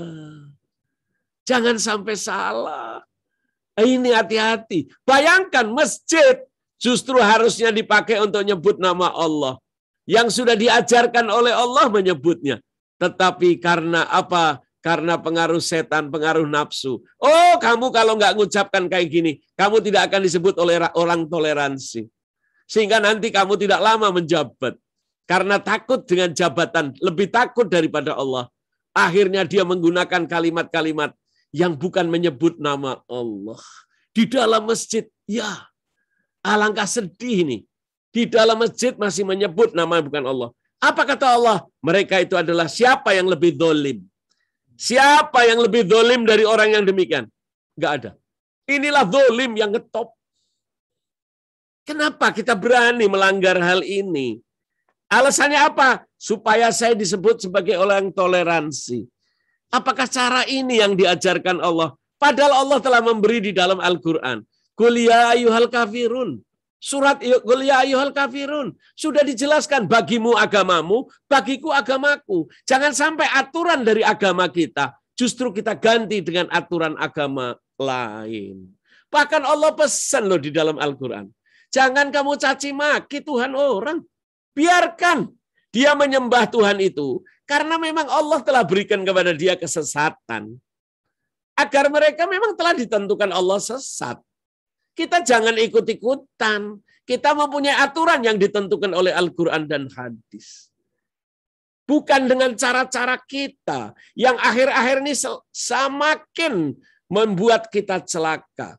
Membuat kita berbuat dolim. Kenapa? Kita tidak mengikuti aturan yang diberikan Allah Subhanahu wa Ta'ala. Ingatlah ketika Nabi Ibrahim pun diuji oleh Tuhannya. Dengan apa? Dengan beberapa kalimat. Lalu dia melaksanakannya dengan sempurna. Ketika Nabi Ibrahim akan dijadikan apa? Akan dibakar. Ketika Nabi Ibrahim akan dibakar, diuji oleh Allah. Malaikat suruh turun. Hai Ibrahim, sebentar lagi kamu akan mati. Ya, karena kamu akan dibakar. Ya, saya tahu. Kemudian mintalah apa yang perlu saya bantu. Hai malaikat, kamu ini malaikat. Saya ini manusia. Saya lebih tinggi kedudukannya darimu. Ngapain saya harus minta kepadamu?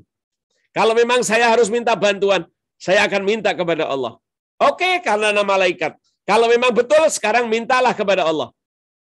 Agar kamu diselamatkan. Apa jawab Nabi Ibrahim karena dia imannya kuat?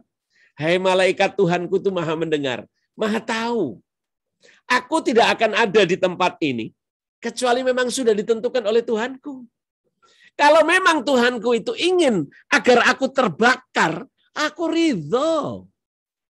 Bagaimana saya mau minta agar saya diselamatkan? Kalau memang Allah menghendaki saya terbakar, saya serahkan kepada Allah, saya ridho. Itulah keistimewaan Nabi Ibrahim.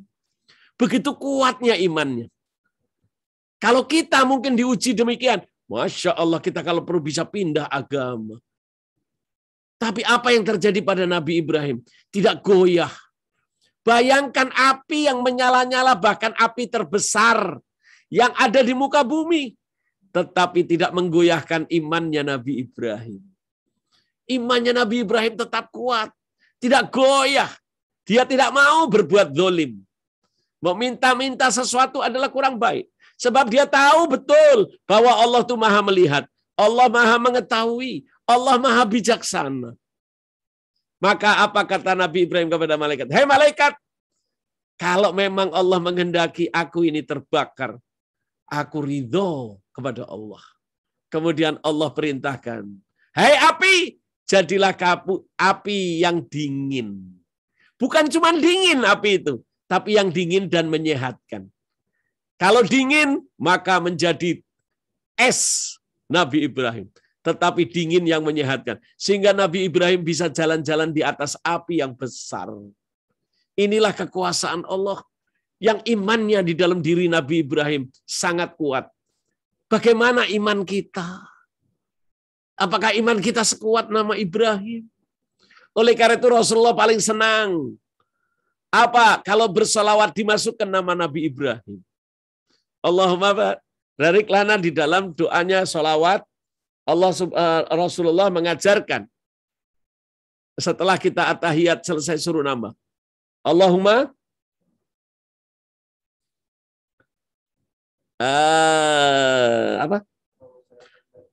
Allahumma salli wa sallim ala sayyidina Muhammad Ibrahim wa ala ali Ibrahim wa barik ala sayyidina Muhammad wa ala ali sayyidina Muhammad. Kama barakna ala sayyidina Ibrahim wa ala ali sayyidina Ibrahim fil alamina innaka hamidum majid. Masya Allah. Rasulullah pun bilang, aku senang kalau kamu bersalawat kepada aku, kamu masukkan nama Ibrahim itu. Ini kenapa? Menunjukkan bahwa Nabi Ibrahim itu mempunyai iman yang kuat. Tidak mudah tergores. Tidak mudah imannya itu diganggu sehingga dia menjadi zalim. Tidak. Inilah yang ditunjukkan. Oleh karena itu Rasulullah bangga. Kalau kita bersolawat, kita masukkan nama Sayyidina Ibrahim. Kita lihat di dalam Al-Quran, surat Al-Baqarah ayat 124. Di dalam surat Al-Baqarah ayat 124. Dan ingatlah ketika Nabi Ibrahim diuji. Silakan Aska. Dan ingatlah ketika Ibrahim diuji Tuhannya dengan beberapa kalimat, lalu dia melaksanakannya dengan sempurna. Ya. Allah berfirman, Sesungguhnya aku menjadikan engkau sebagai pemimpin bagi seluruh manusia. Ya. Ibrahim berkata, dan juga dari anak cucuku, Allah berfirman, benar, tetapi janjiku tidak berlaku bagi orang-orang zolim. Masya Allah. Nabi Ibrahim diuji oleh Allah, lulus. Setelah lulus, apa Nabi Ibrahim minta? Dia Ibrahim berkata, apakah ya Allah, Allah akan sesungguhnya aku, kata Allah, akan menjadikan engkau sebagai pemimpin bagi seluruh manusia. Dan Ibrahim berkata, dan juga dari anak cucuku. Kemudian karena Ibu Ibrahim minta, ya Allah, anak cucuku bagaimana? Apakah anak cucuku termasuk mereka yang tidak zalim? Allah berfirman, benar, tetapi janji-janjiku tidak aku berikan kepada keturunanmu yang zalim. Semua keturunan Nabi Ibrahim dijamin masuk surga. Yang tidak dijamin satu, yaitu jangan sampai anak cucumu berbuat zalim. Para hadirin jamaah yang dirahmati Allah, mari, inilah ciri-ciri orang penghuni surga. Jangan sampai kita berbuat zalim. Sebetulnya Allah telah mengizinkan kita semua ini penghuni surga. Semua penghuni surga. Tetapi jangan berbuat zalim. Hai Ibrahim, semua turunanmu akan aku masukkan ke dalam surga. Tetapi tidak untuk yang berbuat zalim. Hati-hati para hadirin jamaah yang dirahmati Allah. Kita telah diberikan rahmat, kemuliaan, ilmu yang bermanfaat. Tetapi kalau kita tidak bisa manfaatkan, kita dipengaruhi oleh setan, dipengaruhi oleh hawa nafsu, serta keduniaan. Maka kita akan menjadi orang yang zalim dan tidak akan pernah masuk surga. Walaupun kita sudah di dalam surga pun, sebagaimana dicontohkan Nabi Adam, dia pun dikeluarkan dari surga. Ingat, apa yang diatur oleh Allah kita kerjakan, apa yang dilarang kita tinggalin. Jangan suka mencampur adukkan aturan. Bahkan seolah-olah menunjukkan bahwa saya toleransi. Toleransi itu cara yang benar. Sebagaimana diajarkan oleh Allah, jangan kamu caci maki agama orang. Jangan kamu halangi orang mau beribadah. Silakan. Itulah toleransi. Tetapi bukan mencampur adukkan aturan-aturan Allah. Hati-hati. Ya, ataukah kamu orang-orang Yahudi dan orang-orang Nasrani berkata bahwa Ibrahim, Ismail, ya, Ishak, Yakub serta anak cucunya adalah penganut daripada Yahudi atau Nasrani. Katakanlah, kamukah yang lebih baik ataukah Allah yang lebih tahu? Dan siapakah yang lebih zalim dari orang-orang yang menyembunyikan kesaksian? Kenapa? Mereka itu tahu.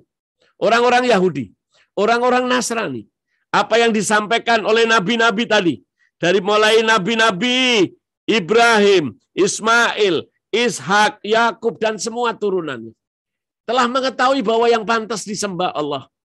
Tetapi mereka tidak mau. Itulah yang disebut menyembunyikan kebenaran. Sebelum Nabi Isa lahir, siapa Tuhan itu? Kalau Nabi Isa disebut sebagai Tuhan. Kalau gitu sebelum Nabi Isa lahir, Tuhannya siapa? Jangan sampai kita salah dalam menyembah. Allah telah jelaskan. Silakan kalau kalian mau ngikuti agama Islam, ikuti agama Islam dengan baik. Jangan mencampur. Dari mulai Nabi Adam kita yakini bahwa agamanya sama. Tetapi karena ini alasannya toleransi. Gara-gara toleransi, kita menganggap semua agama benar. Siapa yang mengatakan semua agama benar? Kalau mereka orang Nasrani, menganggap Tuhannya yang paling benar, itu hak mereka. Tetapi kalau kita orang Islam, tidak mungkin kita mengakui bahwa ada agama lain selain Islam yang benar. Tidak mungkin. Itu bukan toleransi. Hati-hati. Silakan dia nyembah apa yang dia yakini. Biarkan kita menyembah apa yang kita yakini.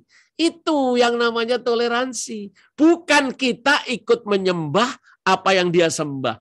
Tidak perlu dia ikut menyembah apa yang kita sembah. Itu aturan toleransi di dalam Islam.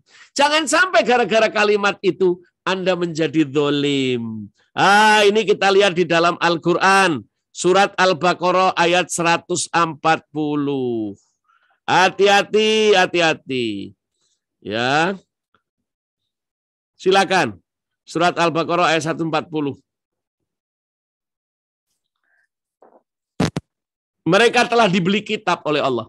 Mereka sudah tahu bahwa akan datang Rasulullah, Nabi terakhir. Mereka tahu, tapi mereka menyembunyikan. Kalimat menyembunyikan kebenaran, itulah disebut sebagai orang kafir. Kafir itu artinya apa? Menyembunyikan. Jadi jangan tersinggung kalau disebut kafir. Kafir itu artinya orang di luar Muslim. Itu disebut kafir. Tetapi ada kalimat lagi. Ada lagi ustadz yang mengatakan kita tidak boleh menyebut kafir. Lah kalau gitu ayat Qur'annya mesti diganti dong. Sebab di dalam Al-Quran ada kalimat-kalimat kafir. Siapa itu orang kafir? Mereka yang menyembah Tuhan selain Allah. Yaitu yang mengakui Tuhannya ada 3. Yang mengakui bahwa Nabi Isa adalah Tuhan. Itu celaka, dijelaskan kok di dalam Al-Quran. Surat ke-5 ayat 72-73. Mari kita baca dulu. Surat Al-Baqarah ayat 140. Silakan Aska. Ataukah kamu orang-orang Yahudi dan Nasrani berkata bahwa Ibrahim, Ismail, Ishak, Yakub dan anak cucunya adalah penganut Yahudi atau Nasrani? Katakanlah, kamukah yang lebih tahu atau Allah? Dan siapakah yang lebih zalim daripada orang yang menyembunyikan kesaksian dari Allah yang ada padanya? Allah tidak lengah terhadap apa yang kamu kerjakan. Hati-hati, ini peringatan untuk kita. Siapa yang lebih tahu? Allah telah memberi aturan. Telah diterapkan kepada kita. Tetapi karena kalian menjadi pejabat. Ini negeri bukan negeri Islam. Memang betul, Indonesia bukan negara Islam. Tidak. Di sini banyak agama lain, tetapi bukan berarti kita harus mencampurkan kita ibadah seperti agama orang lain. Tidak diajarkan demikian. Kita menghargai mereka, silakan. Dari dulu itu kita tidak terasa. Teman saya tidak Islam. Saya kuliah di Universitas Katolik Parahyangan. Saya tahu teman-teman saya tidak menyembah supaya apa yang saya sembah. Tetapi kami bisa bergaul dengan baik. Karena apa? Dahulu yang diajarkan di Indonesia itu kita saling menghargai agama lain. Tetapi tidak minta bahwa saya harus mengikuti agama mereka. Mereka harus mengikuti agama saya. Tidak pernah dulu itu terjadi. Sehingga keakraban antara saya dengan teman-teman non-muslim menjadi indah. Tetapi sekarang yang disebut toleransi, saya harus menyembah apa yang mereka sembah. Ini salah, bukan itu. Ayo kita sembah apa yang memang betul kita sembah. Jangan kita berbuat zalim. Jangan. Ayo, inilah yang akan membahayakan manusia. Kita kenapa tidak seperti dulu? Ketika Indonesia diproklamasikan sebagai negara kesatuan yang di dalamnya banyak agama, tapi tidak pernah dulu terjadi sesuatu yang membuat kita saling bersuku-suku, mengenal namanya sara, tidak ada. Kita rasanya indah sekali. Kita sering kadang-kadang tidur di rumah teman kita yang tidak muslim. Teman kita non-muslim pernah tidur di rumah kita. Tidak ada masalah. Kita tidak perlu menyembah Tuhan dia. Walaupun di dindingnya ada Tuhan mereka. Walaupun kita ada sejadah di rumah kita. Tetapi kita tidak minta mereka untuk menyembah Tuhan kita. Kita hidup berdampingan dengan indah. Kenapa? Ini Indonesia yang lama ini. Tidak kita jaga. Sebagaimana ini disebut oleh Allah di dalam Al-Quran. Mereka merasa dirinya lebih tahu. Mereka memberi aturan-aturan di luar Al-Quran dan hadis. Hati-hati. Inilah yang perlu kita jaga agar kita selamat di dalam kehidupan kita. Jangan sampai kita berbuat sesuatu yang menjadikan kita zalim. Ingat, toleransi adalah saling menghargai. saling memuliakan orang lain, saling memberi kedudukan kebaikan. Silakan kalian mau ibadah dengan apa yang telah diwajibkan agama kalian. Tetapi jangan sampai memaksa. Kami harus menyembah apa yang tidak kita ikuti. Ikuti para hadirin jamaah yang dirahmati Allah. Mari kita luruskan kehidupan kita. Jangan sampai kita berbuat dolim. Hati-hati. Sebab apa yang telah ditentukan Allah. Dari manapun kita keluar, maka hadapkanlah wajah kita ke Masjidil Haram yang telah ditentukan kita. Untuk apa? Jangan kau menentangnya. Kecuali orang-orang yang dolim di antara mereka. Jangan kamu takut kepada mereka. Tetapi takutlah hanya kepadaku Allah. Siapa yang tidak takut kepada Allah, mereka adalah dolim. Dimanapun kita berada. Allah jamin. Allah lindungi. Kalau kita betul-betul berbuat kebenaran. Oleh karena itu, tinggalkan kedoliman. Jangan kita ikut-ikutan merasa toleransi. Jadikanlah toleransi yang benar. Yang diajarkan di dalam kehidupan kita. Untuk kita saling menghargai. Untuk apa yang mereka sembah. Tetapi jangan sekali-kali kita berbuat sesuatu yang dilarang oleh agama kita. Mari kita luruskan. Insya Allah kita akan sambung daripada pertemuan ini kedzoliman ini. Insya Allah minggu depan. Karena masih banyak perbuatan-perbuatan kita yang di luar ketentuan Allah. Selama ini kita toleransi, tapi toleransi yang salah. Mari kita rubah toleransi itu dengan yang benar yang diajarkan Allah dan Rasul-Nya. Agar kita selamat di dunia dan akhirat. Sehingga kelak kita akan masuk ke dalam surganya. Kita melihat surat Al-Baqarah ayat 150.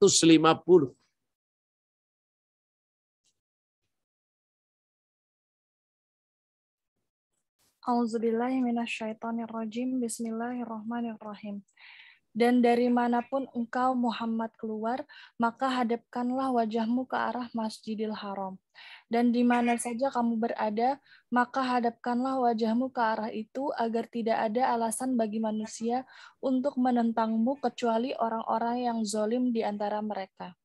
Janganlah kamu takut kepada mereka, tetapi takutlah kepadaku agar aku sempurnakan nikmatku kepadamu dan agar kamu mendapat petunjuk. Agar aku sempurnakan nikmatku kepadamu. Di dunia kita diberi surga. Di kubur diberi surga. Demikian juga dikasih surga yang kekal di akhirat. Selama kita punya pandangan tidak goyah. Hati-hati, ini adalah ajaran Allah. Jangan kita goyah. Bayangkan barangkali sedih betul. Kalau kita di masjid, kita menyebut nama bukan Tuhan Allah. Demikian juga di dalam gereja. Kita menyebut nama Allah. Itu urusan Dia. Kita hargai, kita muliakan. Tetapi jangan dicampur-campur di dalam ibadah. Silahkan kita berbuat kebaikan. Banyak cara. Tetapi jangan sampai kita berbuat yang di dalamnya ada unsur kedzaliman. Siapa yang berbuat demikian, maka tidak akan diizinkan oleh Allah untuk masuk ke dalam surga. Insya Allah melalui pengajian ini kita telah dengarkan tadi. Insya Allah kita mendapatkan petunjuk selalu, yaitu yang disebut dengan Furqan. Siapa yang diberikan Furqan oleh Allah itu? Diberikan Furqan itu karena apa? Karena mereka adalah orang-orang yang dilindungi, yaitu mereka yang diberi keberkahan, yang diberi kemuliaan oleh Allah Subhanahu wa ta'ala. Sehingga Allah akan menghapus, yaitu apa? Kemuliaan di dalam diri kita. Allah akan memberikan Furqan. Inilah kalau kita dekat sama Allah. Ini kunci. Kalau kita dekat sama Allah, kita selalu istiqomah dengan ajaran Allah dan Rasul-Nya ini, maka kita akan diberikan Furqan. Apa itu Furqan?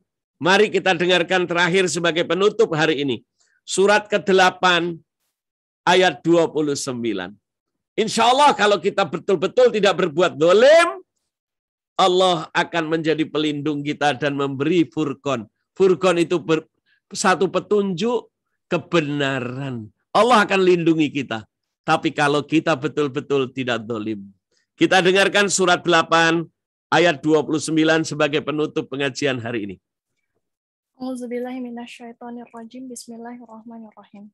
Wahai orang-orang yang beriman, jika kamu bertakwa kepada Allah, niscaya Dia akan memberikan furqan atau kemampuan membedakan antara yang hak dan batil kepadamu dan menghapus segala kesalahanmu dan mengampuni dosa-dosamu. Allah memiliki karunia yang besar. Masya Allah. Kalau kita sudah berbuat zalim, ingat apa yang dikatakan Allah. Wahai orang-orang yang beriman, jika kamu bertakwa kepada Allah, betul-betul dengan takwa, niscaya Dia Allah akan memberikan furqan. Apa itu furqan? Yaitu kemampuan untuk membedakan antara yang hak dan yang batil. Kemudian dan akan memberikan furqan itu kepadamu dan akan menghapus segala kesalahan-kesalahanmu, ya, dan akan mengampuni dosa-dosamu. Allah memiliki karunia yang besar. Kalau memang kemarin kita sudah berbuat tidak baik, ayo kita tinggalkan. Kita cari kebaikan-kebaikan itu agar kita selamat di dunia dan di akhirat. Sampai di sini dulu, kita lanjutkan minggu depan insya Allah. Demikian Mas Andi, silakan siapa yang mau bertanya. Baik, Bib. Terima kasih atas pembahasannya kali ini. Saya akan bacakan beberapa pertanyaan yang ada di grup teks chatroom ya. Bapak dan Ibu silakan ketik aja di situ, nanti saya bacakan, atau bisa angkat tangan ya, hand raise di emoticon hand raise, nanti saya akan persilakan untuk open mic. Ini ada pertanyaan dari Ibu Ngatemi to everyone. Silakan Bu Ngatemi. Pertanyaannya adalah gini, Bib. Assalamualaikum, Bib. Saya ingin tanya. Waalaikumsalam. Gimana dengan orang yang minta penglaris kepada orang pinter atau dukun, tapi dukun itu masih baca bismillah, atau katanya masih nyebut Allah, itu nggak apa-apa, nggak haram. Gimana itu, Bib? Nah, ini namanya menjual belikan nama Allah ya, Bib ya? Ya, ini hati-hati. Ini bagus pertanyaannya Bu Ngatemi. Waalaikumsalam. Hati-hati. Allah telah memperingatkan kita di dalam Al-Quran. Surat ketiga, ayat 78. Mbak Aska persiapkan. Bahwa di situ dikasih tahu ya, kalau Anda minta sesuatu kekuatan di luar Allah, itu syirik. Walaupun dia pakai pakaiannya pakaian Islam, dia pakai surban, bahkan surbannya satu ban mobil. Ya kan? Dia menggunakan ayat-ayat Al-Quran. Hati-hati, mereka itu telah sesat. Mereka mengatakan, hai Bu Ngatemi, oh ini dari Allah. Apa yang saya lakukan itu doa-doa kepada Allah. Apa kata Allah? Tidak. Mereka tidak melakukan itu karena aku. Dan itu bukan dari aku. Bukan cara ini untuk menjadikan penglaris.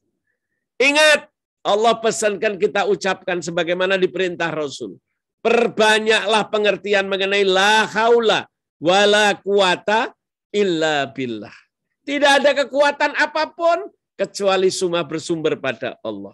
Kenapa Bu Ngatemi tidak minta kepada Allah? Kenapa tidak berdoa ketika habis sholat agar dagangannya laris? Tetapi justru Ngatemi mendatangi orang-orang yang disebut orang pinter. Bahkan dia mengatakan bukan dukun. Oh, dia orang Islam, Bib. Bahkan tasbihnya, Mas Andi. Tasbihnya itu besarnya, Masya Allah. Satu bola, satu tasbih, satu bola. Saking besarnya. Masya Allah. Bahkan kita lihat mereka berkelahi dengan jin katanya. Mereka berkelahi dengan setan. Mereka menulis kertas-kertas Mbak, dengan kalimat-kalimat ayat Quran. Iya, tetapi ayat Qurannya dibalik. Menentang Allah. Dan diletakkan di mana? Diletakkan di pintu-pintu. Atau diletakkan di tempat kita berjualan. Agar jualan kita menjadi laris. Na'udzubillah. Bahkan siapa yang mempercayai itu, maka sholatnya, ibadahnya tidak akan diterima oleh Allah. Dan Allah katakan bahwa mereka itu orang sesat. Suratnya ketiga, ayat 78. Auzubillah Bismillahirrahmanirrahim. Dan sungguh di antara mereka niscaya ada segolongan yang memutarbalikkan lidahnya membaca kitab, agar kamu menyangka yang mereka baca itu sebagian dari kitab. Padahal itu bukan dari kitab, dan mereka berkata, itu dari Allah. Padahal itu bukan dari Allah. Mereka mengatakan hal yang dusta terhadap Allah, padahal mereka mengetahui. Hati-hati, itu semua dusta, Ibu Ngatemi. Dia mengatakan itu semua dari Allah. Jangan dipercaya, kata Allah. Mereka telah berbohong, telah menipu Anda. Mereka telah berbuat dosa yang besar. Tinggalkan. Perbaiki mutu makanan. Ya, jaga yang baik mutu makanannya. Akan dicari oleh orang. Jangan lupa minta sama Allah bantuan. Tetapi bukan bantuan kepada orang pinter. Tidak ada kekuatan. Semua kecuali dari Allah. Jangan sekali-kali kita merasa bahwa ada orang yang diberikan kelebihan. Mereka merasa lebih baik dari kita. Bahkan mereka melihat apa yang tidak kita lihat. Jangan hiraukan itu semua. Hati-hati, kembalilah kepada Allah. Mintalah kepada Allah. Kira-kira demikian, Mbak. Ya, seperti itu ya, Ibu Ngatemi. Sesungguhnya orang yang disebut orang pinter tuh nggak pinter ya, Bib, ya, tapi jahil. Mas Andi pernah lihat dong, pasti dong. Kalau kita lihat di TV itu, waduh, surbannya satu ban mobil, Pak. Masya Allah. Tasbihnya gede-gede tuh. Masya Allah. Iya. Wah. Jualannya pakai nama ini, Bib. Ini adalah Ru'yah Syariah. Iya, Masya Allah. Dengan kalimat-kalimat, bahkan ada ayat Qur'annya. Ada. Seperti kalau orang, Pak, maaf ya, kalau orang pergi ke Gunung Kawi katanya tuh. Ke Gunung Kawi itu, Anda jangan kaget. Kalau tulisannya memang tulisan Arab. Tetapi itulah tulisan yang diajarkan oleh setan, bukan oleh Allah. Banyak, Pak, di mana-mana ini ada. Oleh karena itu, mari kita sebagai orang Indonesia yang beragama Islam, sehal-hal yang demikian, mari kita tinggalkan. Iya, benar banget, Beb. Ya, bahkan ada yang mengatasnamakan Bung Karno atau apa, leluhur-leluhur suci dan lain sebagainya. Iya. Nah, itu jahil ya, Bu ya. Jahil itu bahasa Indonesia adalah bodoh. Jadi bukan orang pintar tapi orang jahil. Bodoh.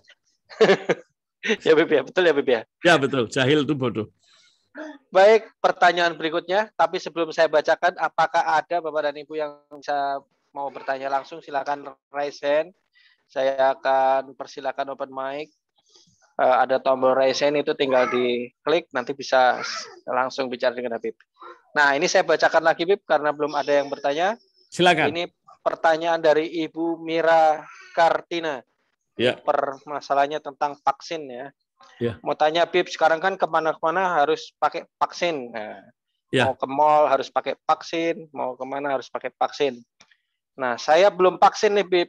Apakah saya kalau vaksin juga termasuk menjolimi diri? Tidaklah. Vaksin itu untuk kesehatan. Kita kan diberi oleh Allah akal. Kita diberi hati. Diberi mata. Kita diberi telinga. Siapa? Satu dunia semua vaksin. Bahkan Anda mau ke dunia mana saja. Mau ke Mekah. Kalau Anda nggak vaksin, nggak boleh. Kenapa Ibu tidak vaksin? Ayolah, mudah, diberikan kemudahan oleh pemerintah kita. Pemerintah kita memudahkan kita, nggak usah bayar. Nih, disiapin vaksin. Supaya ibu sehat, ibadahnya dengan sehat, mau kemana-mana sehat. Dan ibu dengan vaksin, ibu tidak akan menjadikan orang lain celaka. Ibu juga memelihara orang. Supaya apa? COVID ini segera pergi dari negara kita, terutama insya Allah dari segala dunia. Sehingga kita mau ibadah kembali mudah. Ya, tetapi kalau semua sudah divaksin, insya Allah kita mesti minta sama Allah. Sehingga nanti Allah pelihara kita. Itulah yang disebut usaha, Ibu. Vaksin itu usaha. Usaha dari kita minta kepada Allah. Ya, contoh, kita tidak mau tertular penyakit. Jangan duduk sama orang yang menularkan penyakit. Itu usaha. Kita sudah tahu bahwa kita tidak usah keluar, Bu, dari rumah. sebagaimana yang dilakukan oleh Sayyidina Umar ketika terjadi wabah. Sayyidina Umar nggak jadi keluar kota. Sahabat nanya, ya Umar, kenapa kamu lebih takut kepada wabah daripada kepada Allah? Saya tidak mencari kecuali kita mencari Allah. Saya menghindar dari sesuatu keadaan untuk mencari keadaan yang lebih baik. Itu usaha, Bu. Vaksin itu usaha. Kenapa Ibu tidak vaksin? Justru apakah dengan tidak divaksin itu lebih baik?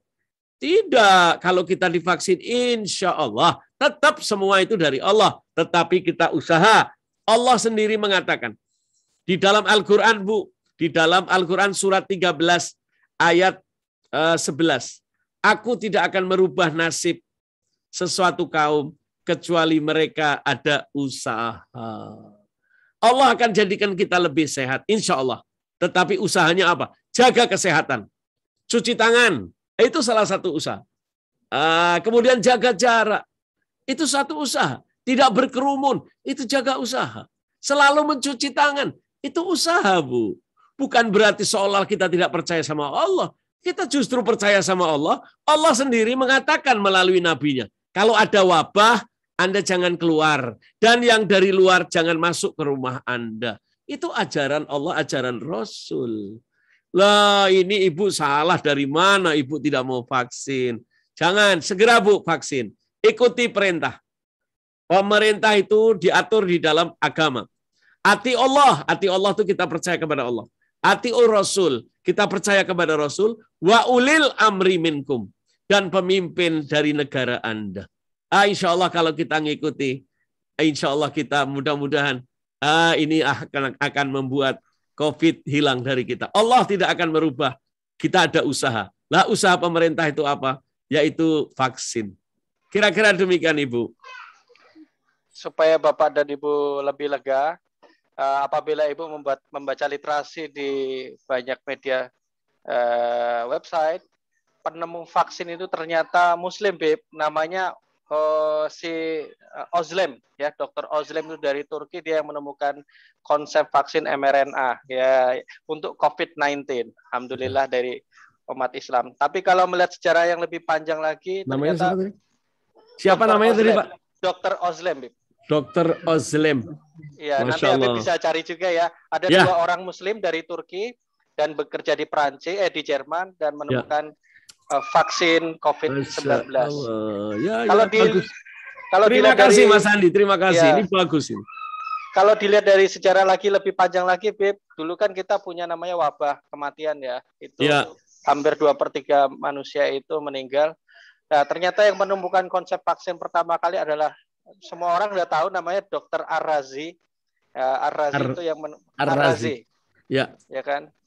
Itu ulama terkenal namanya Ar-Razi yang menemukan vaksin smallpox untuk cacar air. Jadi umat Islam juga, Beb, yang menjadi solusi untuk vaksin ini. Alhamdulillah. Dan itu ada di YouTube ya, Pak? Ada di internet, Beb. Nanti Habib bisa cari. Nanti saya juga di grup. Ya, tolong di-share, Pak. Kita share. Ya, insya Allah. Bagus, Mas Andi. Terima kasih, Mas Andi. Ya, pertanyaan. Ya, silakan Ibu. Silakan, Bu. Assalamualaikum warahmatullahi wabarakatuh. Waalaikumsalam warahmatullahi wabarakatuh. Sehat semua ya. Aku udah sehat, amin. Tinggal yang kedua nanti tanggal 18 Agustus. Alhamdulillah, insya Allah. Bib mau nanya nih masalah toleransi ya. Antara Muslim dengan non Muslim. Ya.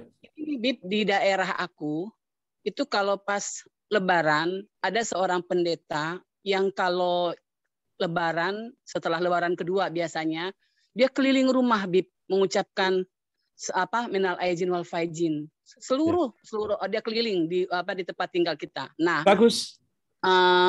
Mengucapkan minal aizin wal faizin. Nah, begitu hari Natal dia mengundang kita, enggak semua sih, hanya sebagian untuk hadir di gereja dia. Tapi jujur saya pribadi bingung, Bib, nggak pernah hadir saya. Tapi saya bingung, kok saya sebagai Muslim tidak menunjukkan ini saya Muslim begini nih, harus baik sama orang gitu kan. Harus karena toleransi juga gitu. Iya, saya bingung, Bib. Bingungnya gini, aduh kalau saya datang ke sana, saya bagaimana ya begitu loh. Akhirnya saya karena dalam ragu-ragu saya ambil keputusan saya tidak hadir. Dan itu saya selalu tidak hadir karena saya bingung. Nah sekarang bagaimana ya Bib dalam mengatasi hal tersebut Bib? Oke, Mbak, kita ikutin aturan pemerintah. Majelis Ulama Indonesia. Kita tidak perlu mengucapkan Selamat Natal. Beda, Mbak. Ucapan Selamat Natal itu berarti mengakui bahwa Yesus itu Tuhan. Tetapi kalau Selamat Idul Fitri, yang kita akui apanya? Harinya. Bukan Tuhannya, tidak. Mereka mengucapkan Selamat Idul Fitri. Selamat pagi. Mbak Tuti sering mengucapkan selamat pagi, selamat siang. Betul? Ya, betul. Yang selamat itu harinya, Mbak. Tetapi kalau kita mengucapkan Selamat Natal, berarti ini hari kelahiran Tuhan. Tuhan mereka. Jadi jangan kita terpaku, Mbak.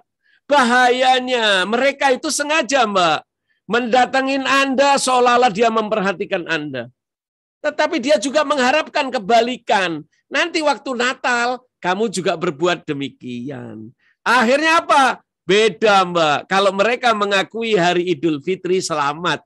Tetapi kalau kita mengakui Tuhan mereka, itu beda. Kejadian ini terjadi zaman Rasulullah, Mbak. Ya, Mbak tahu yang namanya Al-Quran surat 109. Ya, kalau nggak salah ya, mengenai Qul ya ayyuhal kafirun. Kalau Anda baca turunnya, Asbabun Nuzul. Ya betul ya. Surat ke-109. Qul ya ayyuhal kafirun. Ya, katakanlah kepada mereka ya Rasulullah. Katakan kepada pendeta-pendeta mereka. Karena kejadiannya rombongan pendeta datang kepada Rasulullah. Ya Rasulullah, saya datang kemari. Saya mau menyembah apa yang Anda sembah. Selama 1 minggu ya Rasulullah. Saya akan menyembah apa yang kamu sembah. Saya akan beribadah sebagaimana kamu ibadah. Kemudian Rasulullah, berarti apakah kamu mau masuk Islam? Tidak. Tetapi aku akan toleransi. Ya, aku akan toleransi bahwa aku menghargai engkau, menghargai Tuhanmu. Sehingga aku mau selama 1 minggu di masjid. Saya akan sholat sebagaimana kamu sholat. Sebagaimana kamu ibadah. Saya akan berbuat sebagaimana kamu buat. Tetapi nanti minggu depan ya Rasulullah, aku minta kamu datang ke gerejaku. Kamu menyembah apa yang aku sembah. Kamu berbuat apa yang aku berbuat. Ini menunjukkan toleransi ya Rasulullah. Kemudian dijawab oleh Allah. Silakan Mbak Aska. Surat ke-109. Dari mulai ayat 1. Ya, ini kejadiannya sama Mbak Tuti. Cuman bedanya Mbak Tuti dengan pendeta. Ini Rasulullah dengan pendeta-pendeta. Akhirnya turunlah ayat. Silakan ini Qul ya ayyuhal kafirun. Silakan Aska. Katakanlah Muhammad, wahai orang-orang kafir. Aku tidak akan menyembah apa yang kamu sembah. Langsung Rasulullah ngasih tahu kepada dia. Hei Pak pendeta-pendeta, saya nggak mau menyembah apa yang kamu sembah. Dan kamu nggak usah nyembah apa yang aku sembah. Itu bukan toleransi. Ini yang jawab Allah, Mbak. Terus Aska. Dan kamu bukan penyembah apa yang aku sembah. Dan aku tidak pernah menjadi penyembah apa yang kamu sembah. Dan kamu tidak pernah pula menjadi penyembah apa yang aku sembah. Untukmu agamamu dan untukku agamaku. Kira-kira demikian, Mbak. Mbak Tuti, jangan lupa kalau pendeta itu, dia mengucapkan selamat. Jangan lupa nanti kalau dia Natalan. Kita kirimin buah. Kita kirimin mobil. Boleh, boleh. Kalau pemberian boleh. Nggak ada masalah. Tapi jangan ngucapin Natal. Sebab ini beda. Nggak usah nyembah apa yang saya sembah. Bayangin kalau pendetanya datang ke tempat Mbak Tuti sama-sama sholat Id. Apakah Mbak Tuti senang? Salah itu.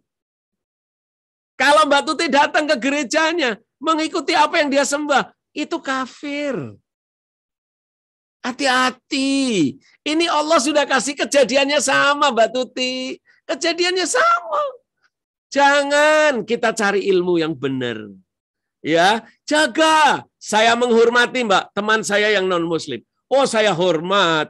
Hormat di dalam artian kehidupan, bermasyarakat, berteman. Itu harus kita muliakan, kita hargai, kita muliakan. Silakan, tetapi jangan menggabungkan. Lah itulah cara-cara. Kalau caranya baik, jadi jangan kaget bahwa Mbak Tuti didatangi oleh pendeta itu. Zaman dahulu banyak pendeta yang datang juga kepada Rasulullah. Sama. Tetapi itulah jawaban dari Allah. Bagimu agamamu, bagiku agamaku. Aku tidak perlu menyembah Tuhanmu. Kamu juga nggak perlu menyembah Tuhanku. Kira-kira demikian Mbak Tuti. Ya Allah Mbak Tuti, dari dulu tuh kita enak loh.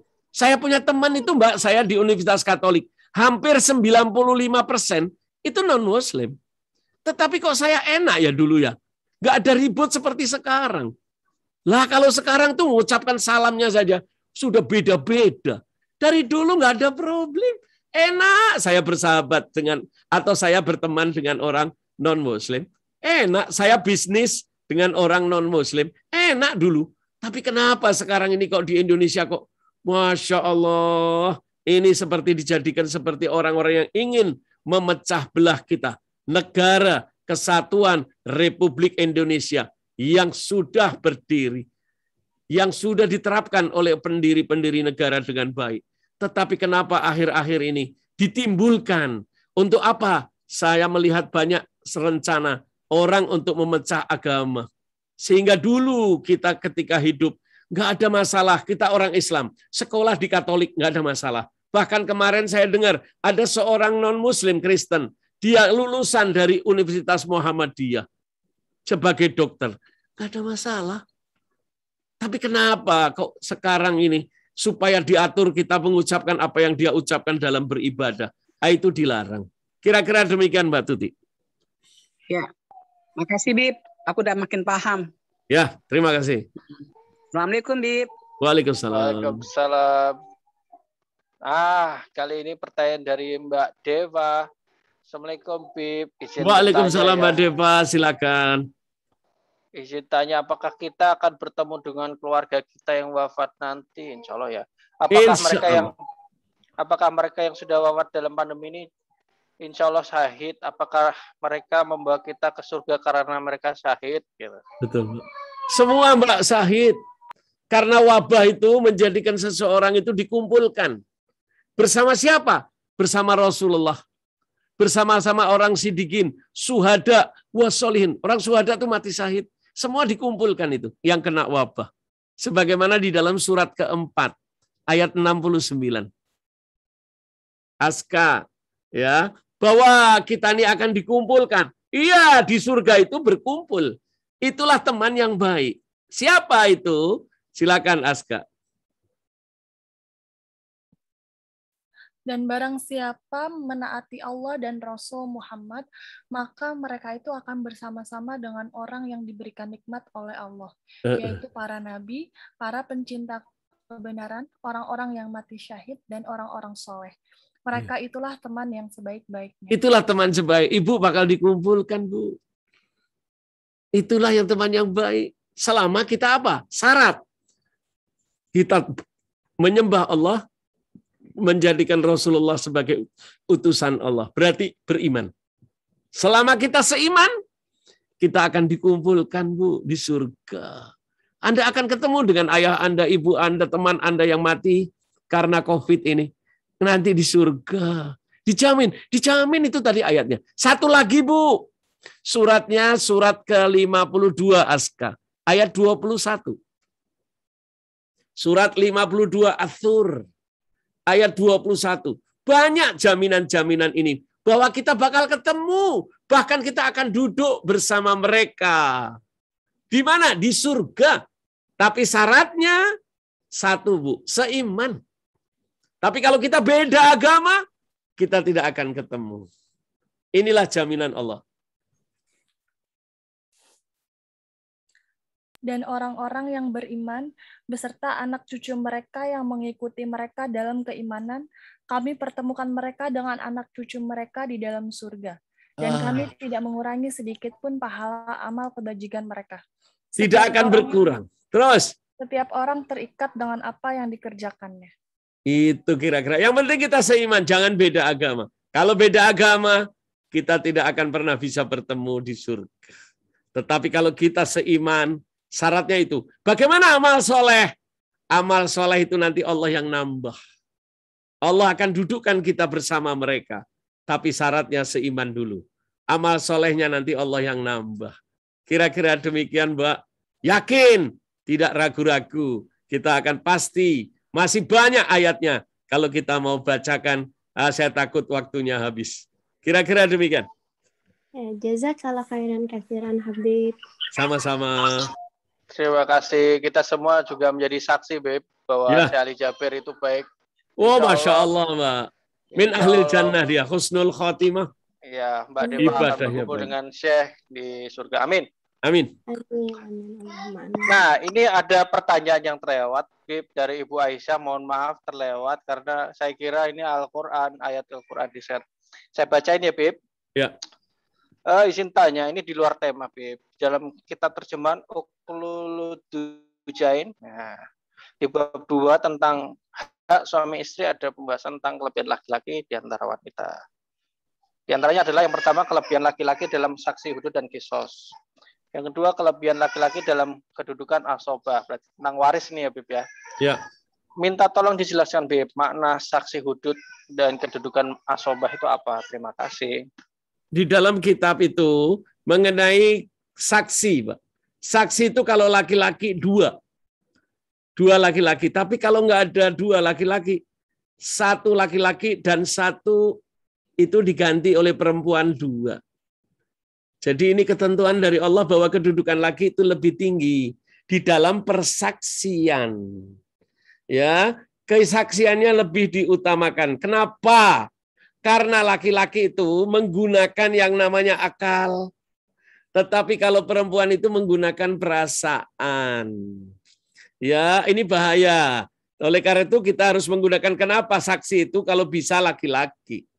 Kalau laki nggak ada, baru itu namanya solusi. Ya, diganti laki itu dengan dua orang perempuan. Itu disebut di dalam beberapa ayat termasuk Al-Baqarah, Al-Quran surat ke ayat Al-Baqarah ayat 282. Ayat yang paling panjang di Quran. Jadi satu ayat itu satu lembar. Nah, di situ menunjukkan bahwa apa? Bahwa saksi setiap jual beli, setiap kita membuat perjanjian harus disaksikan dengan dua orang saksi laki-laki. Tetapi kalau tidak dapat dua laki-laki, boleh satu laki-laki, dua perempuan. Kira-kira demikian, Aisyah. Kalau 4 perempuan nggak bisa ya, Beb ya? Nggak bisa, Pak. Harus ada laki-laki, Pak. Ya. Sebab laki-laki itu diminta supaya dia lebih menggunakan akalnya. Oleh karena itu kenapa, Pak? Nggak boleh namanya hakim itu perempuan. Di dalam Islam, hakim itu harus laki-laki. Indonesia bukan negara Islam. Jadi silakan. Tetapi di dalam Islam, hakim harus laki-laki. Sebab banyak hakim, Pak, yang melihat terdakwa, dia tidak tega, sehingga perasaannya terpengaruh. Tapi insya Allah kalau laki-laki, dia lebih bisa menjaga perasaan. Kira-kira demikian. Baik, ada lagi pertanyaan dari Bapak dan Ibu sebelum saya bacakan nih.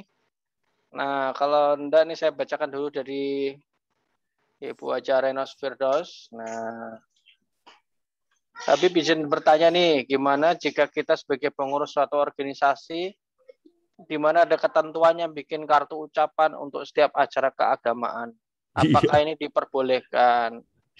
Pak, kita ngikutin aja pemerintah. Majelis Ulama sudah mengatakan kita tidak boleh mengucapkan selamat Natal. Udah, kita tidak usah melanggar aturan dari Majelis Ulama Indonesia. Kita mengikuti saja, Pak. Jangan sampai nanti akhirnya timbul gara-gara ini, akhirnya kita sengaja salah pengertian. Boleh, silakan Anda kasih buah-buahan, kirimkan mobil, kirimkan hadiah, boleh. Kita saling hadiah menghadiahi, agar kita timbul kasih sayang, boleh. Tetapi tidak menyembah apa yang mereka sembah. Itulah aturan toleransi. Ya, begitu, begitu ya Ibu Renos ya. Kita mengikuti aturan yang Ibu, maaf Pak Andi, tadi ada keluarganya dari Pak siapa tuh? Syekh Ali Jabir. Iya. Siapa itu? Ini Mbak Deva tadi yang bertanya. Oh, istrinya Pak Ustaz Jabir. Masya Allah, mudah-mudahan Syekh Ali Jabir mendapatkan kedudukan yang tinggi di sisi Allah dan insya Allah Anda akan ditemukan. Yakin, kita selalu doa untuk beliau. Iya, satu Indonesia menangisi. Betul. Baik. Pertanyaan berikutnya ini lagi dari Ibu Ngetemi. Ibu Ngetemi lagi, Bib. Silakan Bu Ngetemi. Bertanya satu lagi, bagaimana sebagai umat Islam menyikapi situasi dan kondisi saat ini dengan adanya Islam Nusantara? Apakah kita harus ngikutin mereka? Ya. Nah. Tidak ada agama illa dina indallahil Islam. Agama Islam itu satu. Gak ada agama Islam Singapura, agama Islam Saudi. Wah, itu setiap daerah beda-beda. Tidak. Kita ini universal. Dimanapun Anda berada, Anda di mana saja, siapa saja. Anda sholat itu ya sama, bacaannya tidak berubah. Tidak ada aturan agama setiap negara berbeda. Tidak. Ini agama Islam yang dianut oleh orang Indonesia. Orang Indonesia itu bukan berarti melanggar Islam. Tidak. Islam Nusantara itu ya mengikuti aturan syariat yang dibuat oleh Allah dan Rasulnya dan Al-Qurannya sama. Nggak ada beda. Cuman disebut orang Islam yang dilaksanakan di Indonesia. Sehingga mereka menyebutnya Islam Nusantara. Bukan berarti Islam Nusantara itu berarti syariatnya beda. Tidak sama sekali. Ingat Ibu Ngetemi ya. Jangan sampai kita salah. Islam Nusantara itu adalah agama Islam yang dilaksanakan di Indonesia. Mereka ada adat kebiasaan. Adat kebiasaan itu boleh kata Rasulullah. Ikutilah adat kebiasaan selama adat kebiasaan itu tidak bertentangan dengan agama. Justru boleh. Kita gotong royong. Itu kan disarankan oleh agama Islam. Itu yang dimaksud. Tapi jangan menunjukkan bahwa agamanya di Indonesia beda. Tidak sama sekali. Tidak satu sedikit pun berbeda. Sama persis. Islam adalah agama universal. Anda sholat di Rusia. Anda sholat di Uruguay. Semua sama. Tidak ada bedanya. Kira-kira demikian Ibu Ngetemi. Iya Bu, jadi itu hanya corak aja ya Bib ya? Iya boleh. Misalnya kita orang India pakai sarung. Orang Indonesia pakai sarung boleh? Boleh. Pakai celana boleh? Boleh. Pakai gamis boleh? Boleh. Itu hanya pakaian-pakaian adat setempat saja. Ya, betul sekali. Yang penting kita bersatu padu umat Islam supaya bangkit. Nah. Itulah ajaran-ajaran sekarang Pak. Yang ingin membuat Islam itu macam-macam. Jadi aneh ya, Bib ya. Ini ngawur. Jangan memecah lah. Jangan. Sesuatu yang sudah disatukan Allah. Bahkan saya sama Ibu Ngetemi, ini satu saudara. Saya sama Mas Andi, satu saudara. Walaupun saya tidak dilahirkan dari rahim yang sama. Tetapi karena sesama Islam, kita dijadikan oleh Allah bersaudara. Yang baru kan ini ada lagi nih Bib. Jadi Islam Syiah Ba'i. Nah itu repot lagi Bib. Banyak banget. Ya. Oke, saya bacain lagi Bib. Ini masih banyak ini pertanyaannya Bib. Ya. Ini pertanyaan dari Ibu Mira. Habib silakan Ibu Mira. Satu lagi. Ya. Ini kan mau lebaran anak yatim. Apa uangnya udah dikumpul boleh nggak buat pakai acara kepanitiaan? Nggak boleh, hati-hati ya. Contoh misalnya Mas Andi nitip kepada panitia hari anak yatim, misalnya tanggal 19 nanti. Uangnya itu kita belikan apa? Kita belikan untuk makanan, untuk rapat panitia. Nggak boleh. Hati-hati, ini pertanyaan bagus. Ya, kalau Anda mau jadi panitia, jangan sekali-kali menggunakan uang itu, kecuali memang betul untuk anak yatim. Misalnya Mas Andi titip, saya titip 1 juta buat anak yatim. Apakah Mas Andi meratakan bahwa ini boleh untuk yang lain? Tidak, untuk harus anak yatim. Kalau mau jadi panitia silakan, tetapi jangan menggunakan uang yang dititipkan orang untuk anak yatim. Ini bahaya. Ini pertanyaan bagus. Dan itu sudah ada di dalam Al-Quran. Sudah, Suratnya surat keempat, Aska. Surat An-Nisa, ayat 10. Hei, teman-teman yang jadi panitia Hari Anak Yatim.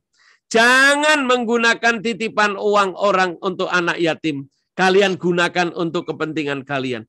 Jangan sekali-kali. Walaupun sekecil apapun. Silakan Mbak Aska. Sesungguhnya orang-orang yang memakan harta anak yatim secara zolim, sebenarnya mereka itu menelan api dalam perutnya, dan mereka akan masuk ke dalam api yang menyala-nyala atau neraka. Na'udzubillah. Bayangin Mas Andi, jadi panitia anak yatim, waduh, kalau mau rapat itu makannya steak. Wah, bahkan duitnya lebih banyak dikeluarkan untuk panitia daripada ngurus anak yatim. Hati-hati, padahal di dalam perutnya itu adalah api neraka. Ya, hati-hati. Jadi kalau bikin santunan tuh biasanya acaranya meriah banget, Bib. Tapi yang anak yatimnya seru baris gitu kan. Iya. Terus, panitianya pakai seragam lagi, Mas. Iya, kadang-kadang dimarahin juga, Bib, supaya rapi. Ayo yang rapi gitu ya, Bib. Yang penting satu, jangan titipan orang disebut untuk yatim, Anda gunakan untuk kepentingan panitia. Tidak boleh. Oh, baik, Bib. Ini banyak terjadi, Mas Andi. Iya. Padahal sepenuh perutnya api neraka loh. Iya, hati-hati. Tapi kita juga nggak boleh ngaku-ngaku anak yatim ya, Bib ya, walaupun orang tua sudah meninggal juga.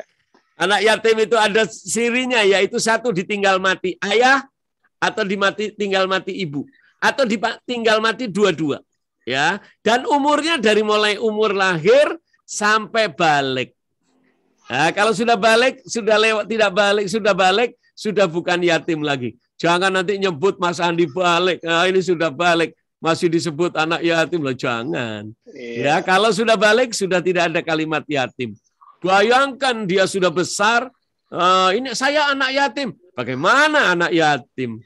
Sudah balik, sudah tidak ada yatim. Iya. Baik, Bapak dan Ibu, ada yang mau bertanya lagi langsung? Bila enggak, ini sautan azan sudah boleh berbunyi. Ya.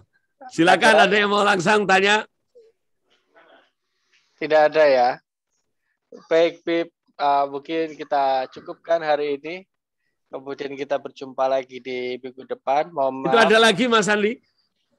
Itu doa buat Habib. Jazakallah khair, Bib. Moga-moga Habib sehat selalu. Amin. Ya. Amin.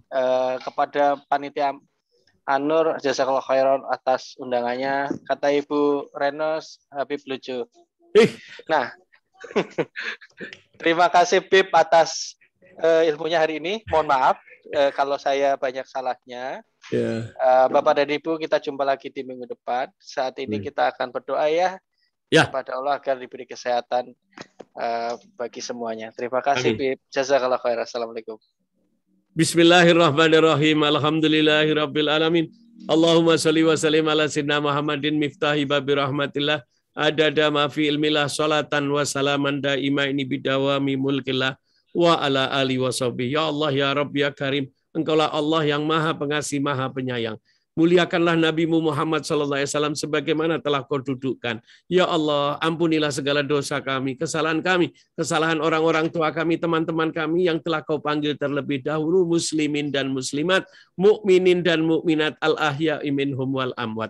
Ya Allah, berkatilah kami, lindungilah kami dari gangguan manusia, dari gangguan jin dan setan yang terkutuk. Jagalah kami dari kedoliman. Tunjukkanlah kami dengan furgon, petunjuk-Mu agar kami selamat di dunia akhirat. Ya Allah, berkatilah kami, jauhkan kami dari segala penyakit, penyakit badan, penyakit hati, terutama penyakit corona yang sedang mewabah ini. Ya Allah, berkatilah kami, muliakanlah kami, terutama jamaah Majelis Taklim An-Nur. Mudah-mudahan dengan pengajian ini Kau hapus semua dosanya. Kau berikan petunjuk, Kau kabulkan segala hajatnya, hajat dunia dan hajat akhiratnya, agar kami semua bahagia di dunia, di kubur, dan di akhirat. Terutama kepada panitia Majelis Taklim An-Nur, mudah-mudahan Allah beri keberkahan, kemuliaan, sehingga diberkati Allah Subhanahu wa taala. Ala hadaniyan ya salaman wa habna ali wa barakatuh. Al-Fatihah. A'udzubillahi minasyaitonir rajim. Bismillahirrahmanirrahim. Alhamdulillahirabbil alamin arrahmanir rahim maliki yaumiddin. Iyyaka na'budu wa iyyaka nasta'in ihdinas siratal mustaqim. Siratal ladzina an'amta 'alaihim ghairil maghdubi 'alaihim waladdallin. Amin. Rabbana taqabbal minna innaka antas samiul alim wa tub 'alaina innaka antat tawwabur rahim. Wa sallallahu wasallam walhamdulillahirabbil alamin. Qabul. Kalau ada kesalahan saya minta maaf. Assalamualaikum warahmatullahi wabarakatuh. Waalaikumsalam warahmatullahi wabarakatuh. Terima kasih.